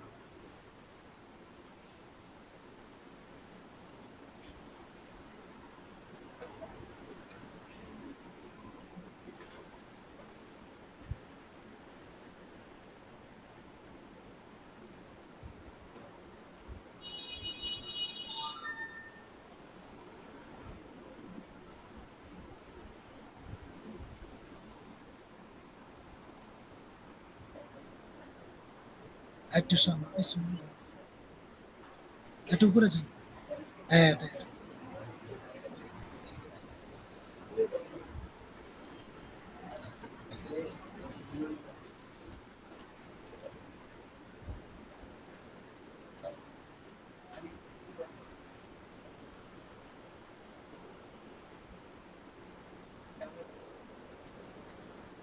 أحكام الإفتاء ومنهجه, ফতোয়ার বিধিবিধান এবং তার পদ্ধতি কেমন হয় ফতোয়া দেওয়ার ক্ষেত্রে।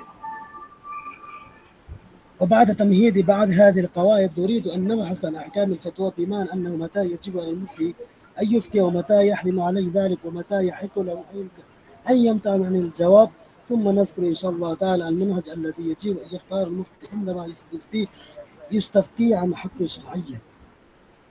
এখানে বলা হচ্ছে যে গুরুত্বপূর্ণ কাওয়ায়েদগুলো উল্লেখ করার পরে আমরা চাচ্ছি যে ফতোয়ার বিধিবিধান সম্পর্কে আলোচনা করব। কখন মুফতি সাহেবের উপর আবশ্যক হবে ফতোয়া দেওয়া এবং কখন তার উপর ফতোয়া দেওয়াটা হারাম হবে এবং তার কখন ইখতিয়ার থাকবে যে জবাব থেকে বিরত থাকা। এরপরে ইনশাল্লাহ আমরা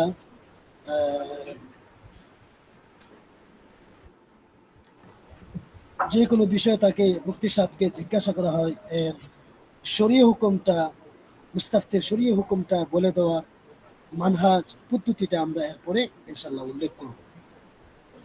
متى يجب الإفتاء؟ الأصل في الإفتاء أنه فرض كفاية على مفتي مؤهل. إذا وجد عدد من المؤهلين فإن قام به بعضهم سقط للباقين ويكون فرض عين في الأحوال الآتية. মুফতি সাহেবের উপর ফতোয়া দেওয়াটা কখন ওয়াজিব হয়ে যায়, আবশ্যক হয়ে যায়, লাজিম হয়ে যায়। ফতোয়ার ক্ষেত্রে আসল হলো যে এটা আলা মুফতি মুআহিলিন, যোগ্য মুফতির উপর ফতোয়া দেওয়াটা হলো ফরজে কিফায়া।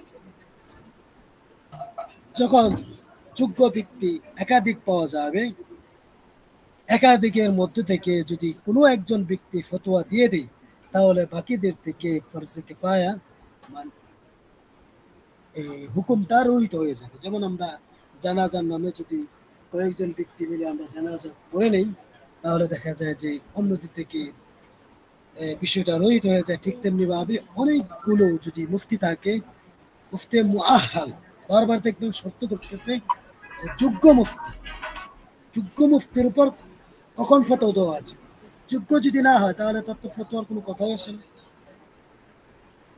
আর সামনে যে কয়েকটা বিষয় বলা হচ্ছে, এই ক্ষেত্রে ফতোয়া দেওয়াটা যোগ্য মুফতির জন্য ফরজ আইন। আল আউয়াল, প্রথম, إذا استفتي في مكان لا يوجد فيه مؤهل غيره وهو يعرف الحكم، لقوله سبحانه وتعالى إن الذين يكتمون ما أنزل من البينات والهدى من بعد ما بيناه للناس في الكتاب أولئك يلعنهم الله ويلعنهم اللاعنون। যখন কোন মুফতি সাহেবকে, যোগ্য মুফতিকে এমন স্থানে স্পষ্ট করা হয় বা ফতোয়া চাওয়া হয় যেখানে এই যোগ্য মুফতি ছাড়া, একজন যোগ্য মুফতি ছাড়া অন্য কোনো যোগ্য মুফতি এখানে উপস্থিত না থাকে, এবং শুধু যোগ্য মুফতি হলে হবে না, কথা কথা আমি মুফতি সাহেব এই কি, কিন্তু যেই জিনিসটা আমাকে জিজ্ঞেস করছে এই বিষয়টা, জুজি বিষয়টা আমার জানা নেই, তাহলে হবে না। যে যোগ্য মুফতি এক, দ্বিতীয় কথা হলো, এবং যে জুজি মাসালাটা তাকে স্পষ্ট করা হয়েছে সেই মাসলাটাও তার জানা আছে, তাহলে তার জন্য ওই জায়গাতে ফতোয়া দেওয়াটা আবশ্যক যায়। কেন? কারণ আল্লাহ তাআলার কওল যে যে সমস্ত ব্যক্তিরা গোপন করে, আমি স্পষ্টভাবে যা আমি বর্ণনা করে দিয়েছি কিতাবের মধ্যে স্পষ্টভাবে, যে নির্দেশনাগুলো স্পষ্ট করে উল্লেখ করার পরেও যারা এই সমস্ত বিষয় থেকে গোপন করে, তাদেরকে আল্লাহ তাআলা লানত করে এবং অন্যান্য লানতকারীরাও লানত করে। এই আয়াতের কারণে যে জানার পরে গোপন রাখলো তার জন্য আল্লাহ তাআলা লানত করে, অন্যান্য লানতকারীও লানত করে। এই আয়াতের কারণে তার জানা থাকার পরেও না বললে সে গুনাহগার। 2 نمبر الثاني، إذا استفتي والمستفتي في حاجة عاجلة يخاف عند عدم الإفتاء أن يقع في محظور، كمن يستفتى في حكم من أحكام الصلاة والوقت زيك لا يمكن للمستفتي أن يسأل فيه غيره، والمفتي يعرف الحكم وذلك لما تلون من آيات الكريمة। দ্বিতীয় নাম্বার ফতোয়া দেওয়া ওয়াজিব যে স্থানটা, সেটা হলো যখন মুস্তাফতি কোনো দ্রুত সময়ে তাড়াহুড়ার মধ্যে কষ্ট করে এবং সে এটা ভয় পায় যদি এখন এই ফতোয়াটা না জানা যায় তাহলে সে বিপদের সম্মুখীন হবে। যেমন কোনো মুফতি সাহেবকে নামাজের বিধিবিধান সম্পর্কে প্রশ্ন করা হবে, এমত অবস্থায় যে সময় একদম সংকীর্ণ, অর্থাৎ কথা আসরের নামাজ সূর্য একদম লাল হয়ে গিয়েছে, এখন তার কাছে জিজ্ঞাসা করা হলো, হুজুর সময় তো লাল হয়ে গিয়েছে, আমি কি এখন আপনার কি বলেন, আমি কি নামাজ পড়তে পারবো? এখন যদি উনি মনে করেন যে না, আমি তো ফতোয়া দিলে না, বিশ্বাসগিরি একটু করে থাক, ফতোয়া দেওয়া দরকার নাই, কারণ মালিক রহমতুল্লাহ আলাইহির তো ফতোয়া এমন হয়েছে যে 50,000 বলা হয়েছে, উনি ফতোয়া দেন না, তো আমিও দিতাম না, আমি কি বুজুর্গ সাজি? তাহলে, এবং সে জানেও, জানার পরে যদি এমন করে তাহলে সে গুনাহগার হবে। আর সময় একদম সংকীর্ণ, এবং এখানে অন্য কোনো মুফতি সাহেব নেই যে এই সময়ের মধ্যে অন্য কাউকে সে জিজ্ঞাসা করতে পারবে। এমত অবস্থায় মুফতি সাহেব মাসআলাটা জানে, এই কথাটা বারবার বলতেছে, অল মুফতি ইয়ারিফুল হুকমা, যে মুফতি সাহেব হুকুমটা জানে, তাহলেও ওইখানে মুফতি সাহেবকে এই প্রশ্নের জবাব দেওয়াটা তার জন্য ফরজ আইন। এবং আগে যে আয়াত তেলাওয়াত করলাম এই তেলাওয়াতের কারণে। 3 নম্বর الثالث، إذا نسب المرء المؤهل مفتيا من قبل ولي الأمر فيجب عليه عينا أن يقوم بالإفتاء، وذلك لقوله سبحانه وتعالى يا أيها الذين آمنوا أطيعوا الله وأطيعوا الرسول وأولي الأمر منكم। তৃতীয় নম্বর হলো যখন কোনো মুফতি যোগ্য মুফতি সাহেবকে সরকারের পক্ষ থেকে ওলিউল আমরের পক্ষ থেকে মুফতি হিসাবে বিচার কার্যের মধ্যে তাকে নির্ধারণ করা হয়, তাইন করা হয়, তখন তার জন্য ফতোয়া দেওয়াটা ফরজে আইন। আর এর কারণ হলো যে আল্লাহ তাআলা বলেন, ইয়া আইয়ুহাল্লাযীনা আমানু আতিউল্লাহ ওয়া আতিউর রাসূল, হে ঈমানদারগণ তোমরা আল্লাহ এবং রাসূল সাল্লাল্লাহু আলাইহি সাল্লামকে অনুসরণ করো। ওলিউল আমর কেবল তোমাদের মধ্যে থেকে যারা নেতা আছে তাদেরকে তোমরা কি করো? অনুসরণ করো। নেতা বলতে কারা? এখানে খেলাফতের যে নেতা তাদেরকে বলা হচ্ছে। এই কারণে তাকে মুফতি সাহেবের ফতোয়া দেওয়াটা ফরজ আইন।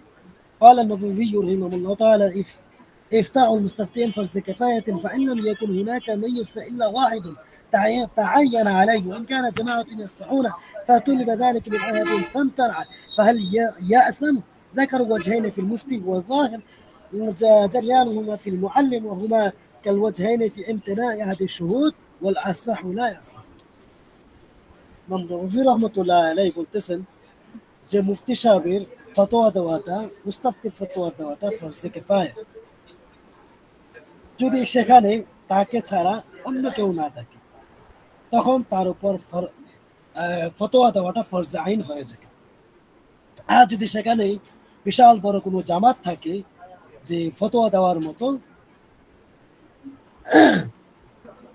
তাহলে সে এখান থেকে এই কাজ থেকে ফতোয়া দেওয়া থেকে বিরত থাকতে পারে। এখন কথা হলো যদি সে ফতোয়া থেকে বিরত থাকে তাহলে সে কি গুনাহগার হবে কি না? কেন দুইটা কথা উল্লেখ করেছেন, এর মধ্যে থেকে বলা হয়েছে যে বিশুদ্ধ কথা হলো সে গুনাহগার হবে না। যদি ফতোয়া না দেয় তাহলে সে গুনাহগার হবে না। আর যদি একা থাকে, অন্য কেউ যোগ্য মুফতি না থাকে, তাহলে তাকে ফতোয়া দেওয়াটা ফরজ আইন। তাহলে এই তিন অবস্থাতে ফতোয়া দেওয়াটা ফরজে আইন। কার জন্য? যোগ্য মুফতি সাহেবের জন্য। মাতা ইয়াহরিমুল ইফতা, ফতোয়া দেওয়াটা কখন হারাম হয়ে যাবে? قد ذكرنا فيما سبق شروط المفتي وأنه لا يجوز الإقدام على الإفتاء إلا لمن استجمع هذه الشروط وصار مؤهلا لذلك. ثم إن المفتي المؤهل أيضا لا يجوز له الإفتاء في الأهوال الآتية. ইতিপূর্বে আমরা মুফতির শর্তগুলোকে উল্লেখ করেছি।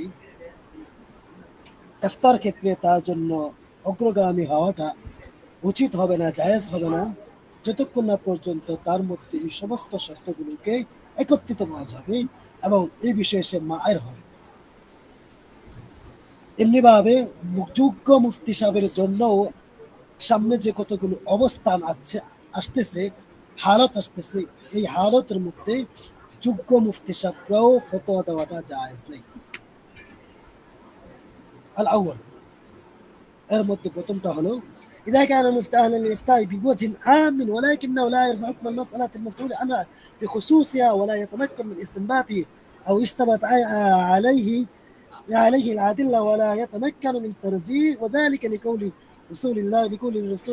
رسول الكريم صلى الله عليه وسلم القذاة ثلاثة واحد في الجنة واثنان في النار، فأما الذي في الجنة فرجل عرف الحق وقضى به ورجل عرف الحق فجار في الحكم فهو في النار ورجل قضى للناس على جهل فهو في النار.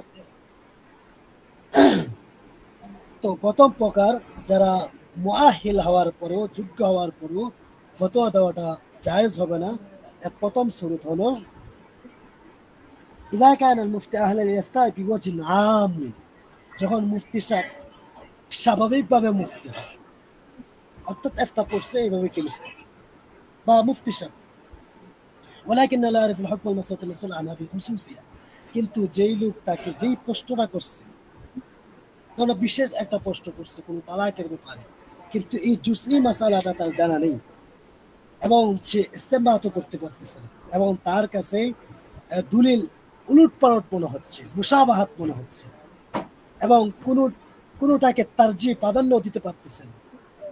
তো এই সকল অবস্থায় মুফতি সাহেব হলেও, যোগ্য মুফতি হলেও, তার কাছে যদি এমন খটকা লাগে, তাহলে তাকে ওই সময় ফতোয়া দেওয়াটা জায়েজ নেই। কেন? কারণ আল্লাহ রাসূল সাল্লাল্লাহু আলাইহি ওয়াসাল্লাম বলেন যে বিচারক তিন ধরনের, তিন প্রকার, তিন শ্রেণীর মানুষ। এক হলো একজন জান্নাতে যাবে আর দুইজনে জাহান্নামের মধ্যে যাবে। জান্নাতে যে যাবে সে হলো যে হক জেনেছে এবং এই হকটাই বিচার করেছে। আর একটা হলো হক জেনেছে কিন্তু হক অনুযায়ী বিচার করে নাই, সে জাহান্নামে যাবে। তৃতীয় নাম্বার হলো হক জানেও নাই কিন্তু বিচার করেছে, সেও জাহান্নামে যাবে। ولا فرق بين القضاء والإفتاء في هذا، فوجب عليه التوقف في الجواب في هذه الصورة حتى يتبين الحكم أو توجيه المستفتي إلى غيره من المفتين। এখানেই ফতোয়া দেওয়ার ক্ষেত্রে হোক অথবা কাজার ক্ষেত্রে হোক, আমরা কিন্তু আল ফারক বাইনাল কাজা ওয়াল ইফতা এটা প্রথম দিকে পড়ে আসছিলাম। এই যে মাসআলা না জানলে, জুজি মাসালাটা না জানলে মুফতি মুআহিল হলেও তাকে ফতোয়া দেওয়া যাবে না। এটা কাজার ক্ষেত্রেও একই হুকুম, আবার ইফতার ক্ষেত্রেও একই হুকুম। তাকে ওই মুস্তাফতির নির্দিষ্ট মাসআলাকে জানতে হবে। وقد روي عن عائشة رضي الله تعالى عنها أنه لما نزل عذرها قبل أبو بكر رضي الله تعالى عنه رأسه، قالت كنت على عذرتني عند النبي صلى الله عليه وسلم، فقال أبو بكر أي سماء تدلني وأي أرض تكلني إذا قلت ما لا أعلم। যেমন আয়েশা রাদিয়াল্লাহু তাআলাকে বর্ণিত, যখন আয়েশা রাদিয়াল্লাহু তাআলাকে আমরা জানি যুদ্ধের মধ্যে একটা কটূক্তি দেওয়া হয়েছিল, এই কটূক্তিকে যখন আল্লাহ তাআলা কোরআনের আয়াতের মধ্যে আয়েশা রাদিয়াল্লাহু তাআলা আনহাকে পবিত্র ঘোষণা করা হয়েছে, তখন হযরত আবু বকর সিদ্দিক রাদিয়াল্লাহু তাআলা আনহু আয়েশা রাদিয়াল্লাহু তাআলাকে চুম্বন করেছিলেন। এরপরে উনি বলছিলেন, আপনি কি আল্লাহ রাসূল সাল্লাল্লাহু আলাইহি ওয়াসাল্লামকে এই কথা বলেছেন? তখন আবু বকর সিদ্দিক রাদিয়াল্লাহু তাআলা বললেন যে আমি যে বিষয়ে না জানি এটা আগে আমি কিভাবে বলবো? যদি বলে তাহলে কোন আসমান আমাকে আশ্রয় দিবে এবং কোন জমিন আমাকে ঠাঁই দিবে? যে বিষয়ে যা করতে মালা আলম, যেটা আমি জানি না, কিভাবে আমি রাসূলের কাছে বলবো? তো এখানে বোঝানো হচ্ছে যে আবু বকর সিদ্দিক রাদিয়াল্লাহু তাআলা জানে না কিভাবে বলবে, উনি বলেন। এখানে কতগুলো রিওয়ায়াত আনা হবে, যে রিওয়ায়াতগুলো বোঝানো হবে যে না জানলে ফতোয়া দেওয়া যাবে না, বরং এই ক্ষেত্রে থেকে চুপ থাকতে হয়, যদিও মুফতি মুআহ্হাল হয়। একটা ঘটনা বলো, দ্বিতীয় নম্বর। وعن غرة التيمية قال وعن غرة التيمية قال علي بن أبي طالب رضي الله تعالى وبردها على الكبد 3 مرات، قال يا أمير المؤمنين وما ذاك؟ قال أن يسأل الرجل أما لا يعلم فيقول الله أعلم। عروة التيمي বলেন যে আলী ইবনে আবি তালিব রাদিয়াল্লাহু তাআলা আনহু বলেন যে ওয়াবারাদা আল কাবিদি, যে অন্তর ঠান্ডা হয়ে যায়, এই কথাটা উনি 3 বার বললেন। এরপরে তারা বললেন যে আমিরুল মুমিনিন, আপনার কি হবে, কোন জিনিসে আপনাকে আপনার অন্তরকে প্রশান্তি করে? উনি বলেন যখন কোনো ব্যক্তিকে জিজ্ঞাসা করা হয়, এরপরে উনি এমন বিষয়ে জিজ্ঞাসা করা যা সে জানে না, তখন সে বলে আল্লাহু আ'লাম, আমি তো জানি না, আল্লাহ তাআলাই ভালো জানেন। যে ব্যক্তি না জানার বিষয়ে এই কথাটা বলে, এই কথা শোনার পর আমার অন্তরটা ঠান্ডা হয়ে যায়।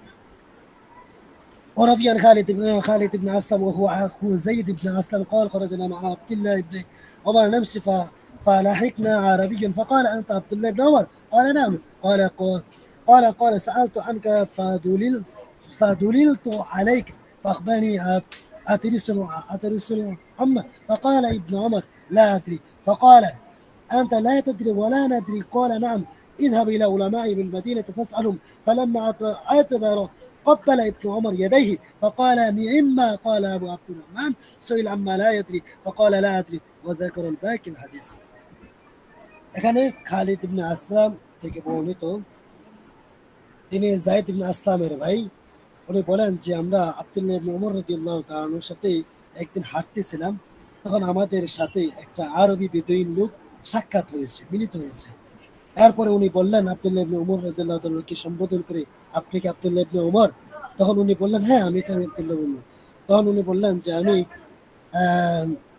আমি আপনাকে একটা প্রশ্ন করতে চাই। তখন উনি বললেন যে আমাকে আপনি একটা সংবাদ দিন তো, চাচি কি মিরাজ পাবে? এরপরে ইবনে ওমর রাদিয়াল্লাহু তাআলা বললেন, আমি তো এটা জানি না। এরপরে উনি বললেন, কি বলেন? আপনিও জানেন না, আমরাও জানি না, আমরাও জানি না, আপনিও জানেন না, কিভাবে হয়? তিনি বললেন, না, হ্যাঁ, আমি জানি না। তুমি মদিনার যে উলামা একরাম আছে তাদেরকে জিজ্ঞেস মাসালা জিজ্ঞেস করো। এরপর উনি যখন চলে গেলেন তখন ইমাম উমর রাদিয়াল্লাহু তাআলা সামনে গেলেন আর হাতের মধ্যে একটা চুম্বন করলেন এবং বললেন যে, আবু আব্দুর রহমান খুব ভালো কথা বলেছেন যে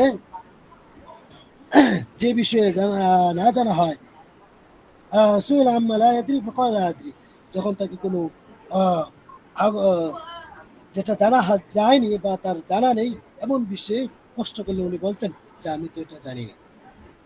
তো এটা আবু আব্দুর রহমান বলার কারণে এনে খুব ভালো কথা বলতেন, এই কথাটা ইবনে ওমর রাদিয়াল্লাহু তাআলা আনহু বলেছেন। وقد أخرج ابن عبد البر رحمه الله تعالى عن أبي الحسن علي بن حسن قال حدثنا سعيد بن محمد بن حنبل قال حدثني أبي قال حدثني محمد بن إدريس الشافعي رحمه الله تعالى قال سمعت مالك بن أنس يقول سمعت ابن عجلان يقول وإذا غفل العالم لا أدري أصيبت مقاتل। এখানে অনেকগুলো রাওয়াত বলা হয়েছে, অনেকগুলো নাম বলা হয়েছে।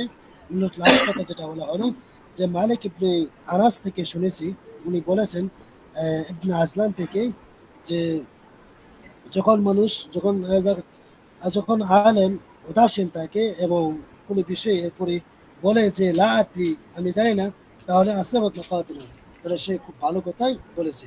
وهذا من أعز الأسانيد من حيث يروي ثلاثة من أئمة المعصوم من بعض الإمام أحمد عن النشافي وهو عن الإمام مالك رحمه الله تعالى، وكذلك روى عبد البر رحمه الله تعالى بسنده على عقبة بن مسلم قال صحبت ابن عمر 34 شهرا।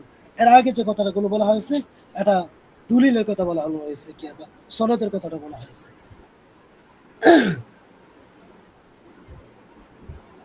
وكذلك روى ابن عبد البر رحمه الله تعالى ابن عبد البر رحمه الله تعالى তার সেই সনদে উকবা ইবনে মুসলিম থেকে বর্ণনা করেন। এটা আমরা আগেও পড়েছি যে ইবনে ওমরকে 34 প্রায় 34টা মতো মাসালা থাকে। 34 সারণ, যে আমি তার কাছে 34 মাস ছিলাম। তো ফাকিসির মা কান ইউসাল ফায়াকুল লা আদরি, তার কাছে যে প্রশ্নগুলো করা হয়তো অধিকাংশ সময় উনি বলতেন লা আদরি, আমি জানি না। সুম্মা ইয়ালতাফি ইলাইয়া, এরপর উনি কি করতেন, আমার দিকে তাকাইতেন, এরপরে আমাকে বলতেন যে তুমি কি জানো তারা কি চায়?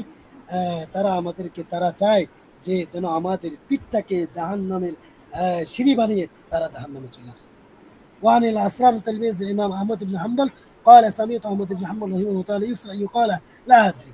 এমনি ভাবে ইমাম আহমদ ইবনে হাম্বল রাহমাতুল্লাহি আলাইহির ছাত্র আসলাম থেকে বর্ণিত হচ্ছে, উনি বলেন যে আহমদ ইবনে হাম্বল রাহমাতুল্লাহি আলাইহি থেকে আমি শুনেছি উনি অধিকাংশ প্রশ্ন উত্তরের ক্ষেত্রে বলতেন লা আদরি, আমি জানি না। وعن الحسن بن حنبل جميل قال سمعت مالكا سئل عن 48 مسألة فقال في 32 مسألة لا أدري، وربما كان يسأل عن 50 مسألة فلا يجيب في واحد منها، وكان يقول منها من أجاب في مسألة فينبغي في قبل الجواب أن يرز نفسه والجنة والنار। তো এখানে হাইসাম ইবনে জামিল থেকে বর্ণিত, উনি বলেন আমি মালিক রাহমাতুল্লাহি আলাইহির কাছে উপস্থিত ছিলাম, তো তাকে 48টা মাসআলা জিজ্ঞাসা করা হয়েছে। উনি 32টার ক্ষেত্রেই বলেন যে আমি জানি না, এবং উনি বলেন যে রুব্বামা কানা ইউসালু আন 50 মাসালা, কখন তাকে 50টার মতো মাসালা জিজ্ঞাসা করা হয়তো তিনি কোনোটার ক্ষেত্রে উত্তর দিতেন না। ওখানে ইয়াকুলু, এবং তিনি বলতেন যে যে ব্যক্তি প্রশ্নের জবাব দিবে সে ফায়াম্বাগে, তার জন্য উচিত হলো জবাবের পূর্বে সে নিজেকে জান্নাত এবং জাহান্নামের মাঝখানে যেন দাঁড় করায়। وسئل مالك عن مسألة فقال لا أدري فقيل هذه مسألة خفيفة سهلة فأخذها وقال ليس في العلم شيء خفيف। মালিক রহমতুল্লাহ আলাইহি একটা মাসালা জিজ্ঞাসা করা হয়েছিল, উনি বললেন যে আমি তো জানি না। তখন ওনাকে বলা হলো আরে মাসালা তো অনেক সহজ ছিল। তখন উনি রাগান্বিত হলেন এবং বললেন যে আরে মাসআলার মধ্যে, ইলমের মধ্যে কোনো জিনিস সহজ নেই। ফালা ইয়াজুজুল মুফতি আন ইয়াদখিলা বিল কওলি লা আদরি ফি মিসলি হাযিল মাসাইল। অতএব কোনো মুফতি সাহেবের জন্য জায়েজ হবে না আন ইয়াখজালা মিন কওলি লা আদরি, লা আদরি আমি জানি না, এই কথাটা বলতে সংকুচিত হতে অথবা লজ্জাবোধ করা এই সমস্ত মাসআলার ক্ষেত্রে যেটা জানে না এই সমস্ত মাসআলার ক্ষেত্রে লাদ্রি কথাটা বলতে যেন লজ্জাবোধ না করে বা সংকুচিত সে না হয়, নিজেকে অপমানিত মনে না করে। তো প্রথম প্রকারের মধ্যে এই যে মুফতি মুআহাল যোগ্য মুফতি হওয়ার পরেও কয়েক জায়গার মধ্যে ফতোয়া দেওয়া জায়েজ না, এর মধ্যে একটা হলো ফতোয়া না জেনে মাসআলা না জেনে মাসআলা দেওয়াটা তার জন্য জায়েজ না।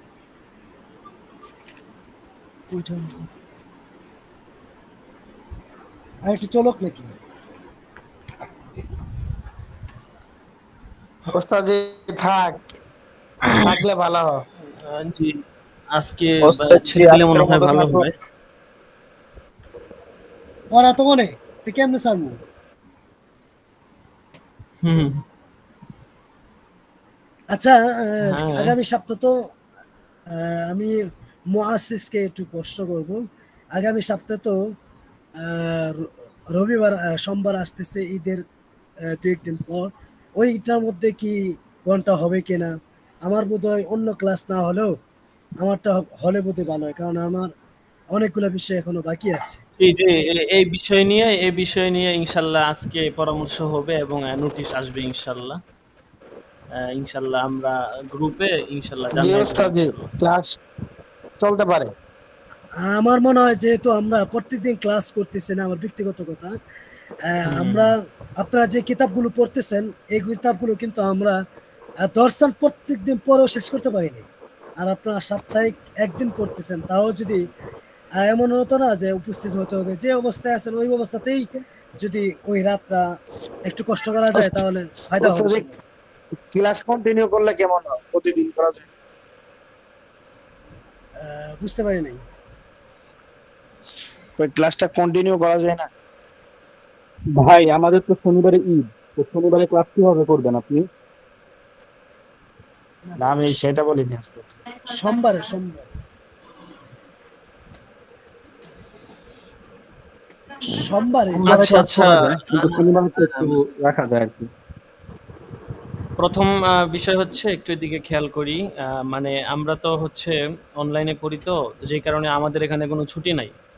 ঠিক আছে, আমরা কোনোদিনই ক্লাস মিস দেই না। বিগত বছরগুলো তো আমরা মিস দেই নাই। এমনকি আমরা পারলে ঈদের দিনও ক্লাস করি। ঠিক আছে, যদি আপনারা মত দেন আমরা ঈদের দিনও ক্লাস করার জন্য প্রস্তুত আছি। ঈদের দিন তো আমার এই ক্লাস, আল্লাহু আকবার। আরেকজন ঠিক আছে, জি, আমি প্যারা নাই প্রস্তুত ওস্তাদ আছি। জি। এখন আপনারা যদি রাজি প্রস্তুত থাকেন আছি। তাহলে তাইলে অবশ্যই প্রস্তুত আছি। তাছাড়া যেহেতু কুরবানির ঈদ, হয়তো বাকি রোজার ঈদে তো আর হয় না ক্লাস। তো এখন আমি আমার জায়গা থেকে প্রস্তুত আছি। আর ঈদের দিন ক্লাস করা না করা এটা হচ্ছে এখতিয়ারি, কিন্তু সোমবার দিন ক্লাস হবে এটা 100% নিশ্চিত। এটা ইনশাল্লাহ। গায়রে এখতিয়ারি, এটার মধ্যে কোনো এখতিয়ার নাই। কিন্তু ঈদের দিন ক্লাস উস্তাদ জি, তরক করা আর না করা এটা এখতিয়ারি। হ্যাঁ, বলেন। উস্তাদ জি সোমবার ক্লাস হতে পারে, কিন্তু শনিবারটা মনে হয় একটু অফ দিলে ভালো হয়, কারণ সারাদিন কাজ করার পরে আবার রাতে দেখা যায় ক্লাস কন্টিনিউ করাটা কঠিন এই কঠিন জি হয়ে জন্যই ওস্তাদ যাবে তো আর জি, কি। বলতেছি আর কুরবানির কি দিন যে না করলে ভালো হয়। শনিবারে না কুরবানির দিন হলে সবাই হ্যাঁ, একটু এটা ব্যস্ত হইতে থাকবে, পারে। কুরবানি করবে। হ্যাঁ, হ্যাঁ, যেহেতু হ্যাঁ, অনেকে বাড়িতে থাকবে বা একটু কাজেও থাকবে। জি সারাদিন জি, কাজ করার পরে রাত্রে একটু ঝিমুনি চলে আসবে। স্বাভাবিক। মাদ্রাসার আর কালেকশন করতে তাছাড়া হবে, আমাদের এই সামনের বছর কালেকশন করতে হবে। অনেক অ্যাক্টিভ স্টুডেন্ট, তো আমরাও চাই না ওস্তাদ কোনো জি, কারণে। ঈদের আনন্দ, জি, ঈদ জি, ঈদ উপলক্ষে ঈদের আনন্দ এটা পালন করাও তো এক ধরনের সুন্নাহ। তো জি, কমপক্ষে জি, জি। তিন আচ্ছা, দিন না হলেও একটা ইনশাল্লাহ দিন আমরা এটা যেন আমি সুযোগ পাই আর কি। হ্যাঁ, জি ওস্তাদ জি, সর্বোচ্চ ঈদের দিন মিস করা যেতে পারে আর কি। বাকি সোমবার দিন অবশ্যই হবে। ঠিক আছে? জি জি ইনশাআল্লাহ। আচ্ছা, আচ্ছা। আচ্ছা, ঠিক আছে। তাইলে আমি ইনশাল্লাহ এটা আমরা নোটিশ দিয়ে দিব গ্রুপে। ওখান থেকে ইনশাল্লাহ সকলে দেখে নিব। আচ্ছা, আমরা হাজিরাটা ডাকতেছি, আমরা হাজিরা দিয়ে দিই। দাখিলা নাম্বার ১, ইনশাআল্লাহ। আবু নাঈম। আবু নাঈম। সারোয়ার হুসাইন। ২ নাম্বার দাখিলা সারোয়ার হুসাইন। আব্দুর রাজ্জাক রফিকুল ইসলাম। ওয়াইসুল করনি। আবুল হাসান। আমানুল্লাহ আছে, আমানুল্লাহ। আমানুল্লাহ নাই? আমানুল্লাহ, আচ্ছা। মুরসালিন। মুস্তাহিদ আল আদনান আছেন? মুস্তাহিদ আল আদনান 10 নাম্বার দাখিলা। মুস্তাহিদ আল আদনান নাই? 10 number দাখিলা। 11 number Khurshed Alam. Khurshed Alam.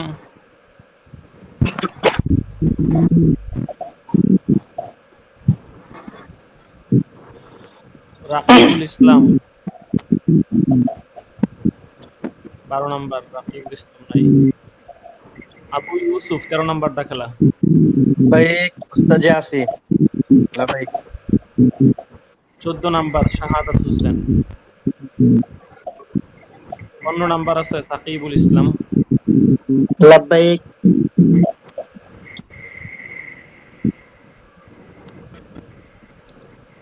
16 number দাখিলা Abu Naim. 17 number শাহাদাত হুসাইন। দাখিলা 17 শাহাদাত হুসাইন।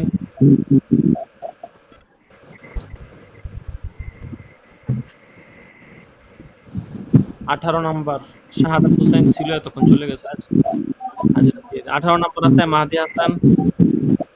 লাব্বাইক ওস্তাদ জি, লাব্বাইক। 20 নাম্বার সাইফুল ইসলাম। লাব্বাইক ওস্তাদ জি। 19 নাম্বার। কত ক্লাসে ছিলেন না আপনি? 20 নাম্বার রাফিউল ইসলাম রাফি। লাব্বাইক ওস্তাদ জি। আব্দুর রহমান সিরাজি 21। লাব্বাইক উস্তাদ জি। গত 2 দিন আপনি ছিলেন না আব্দুর রহমান সিরাজি? গত 2 ক্লাসে একদিন ছিলাম না উস্তাদ জি, আর একদিন ছিলাম না, আর একদিন লাব্বাইক দিয়ে নেই। এখানে 2 দিন দেখাইতেছে। আচ্ছা একদিন ছিলাম। আলী হোসেন 22 নাম্বার। লাব্বাইক। এটা তৎক্ষণাৎ বলতে হবে, আমরা টাকা সম্পূর্ণ ছুটি না নিলে বা না বললে কাইন করে যাবে, কিছু করার নাই। আচ্ছা ঠিক আছে ইকরাতুল্লাহ উস্তাদ জি। 22 নাম্বার লাব্বাইক। ইকরাতুল্লাহ। লাব্বাইক। আচ্ছা 24 নাম্বার মাসুম বিল্লাহ। 25 নাম্বার আবু বকর সিদ্দিক। লাব্বাইক। আচ্ছা 26, 27, 28 সানুজ্জামান। 29 আল আমিন নাই। ওয়াইসুল করনি আছে 30 নাম্বার দাখিলা।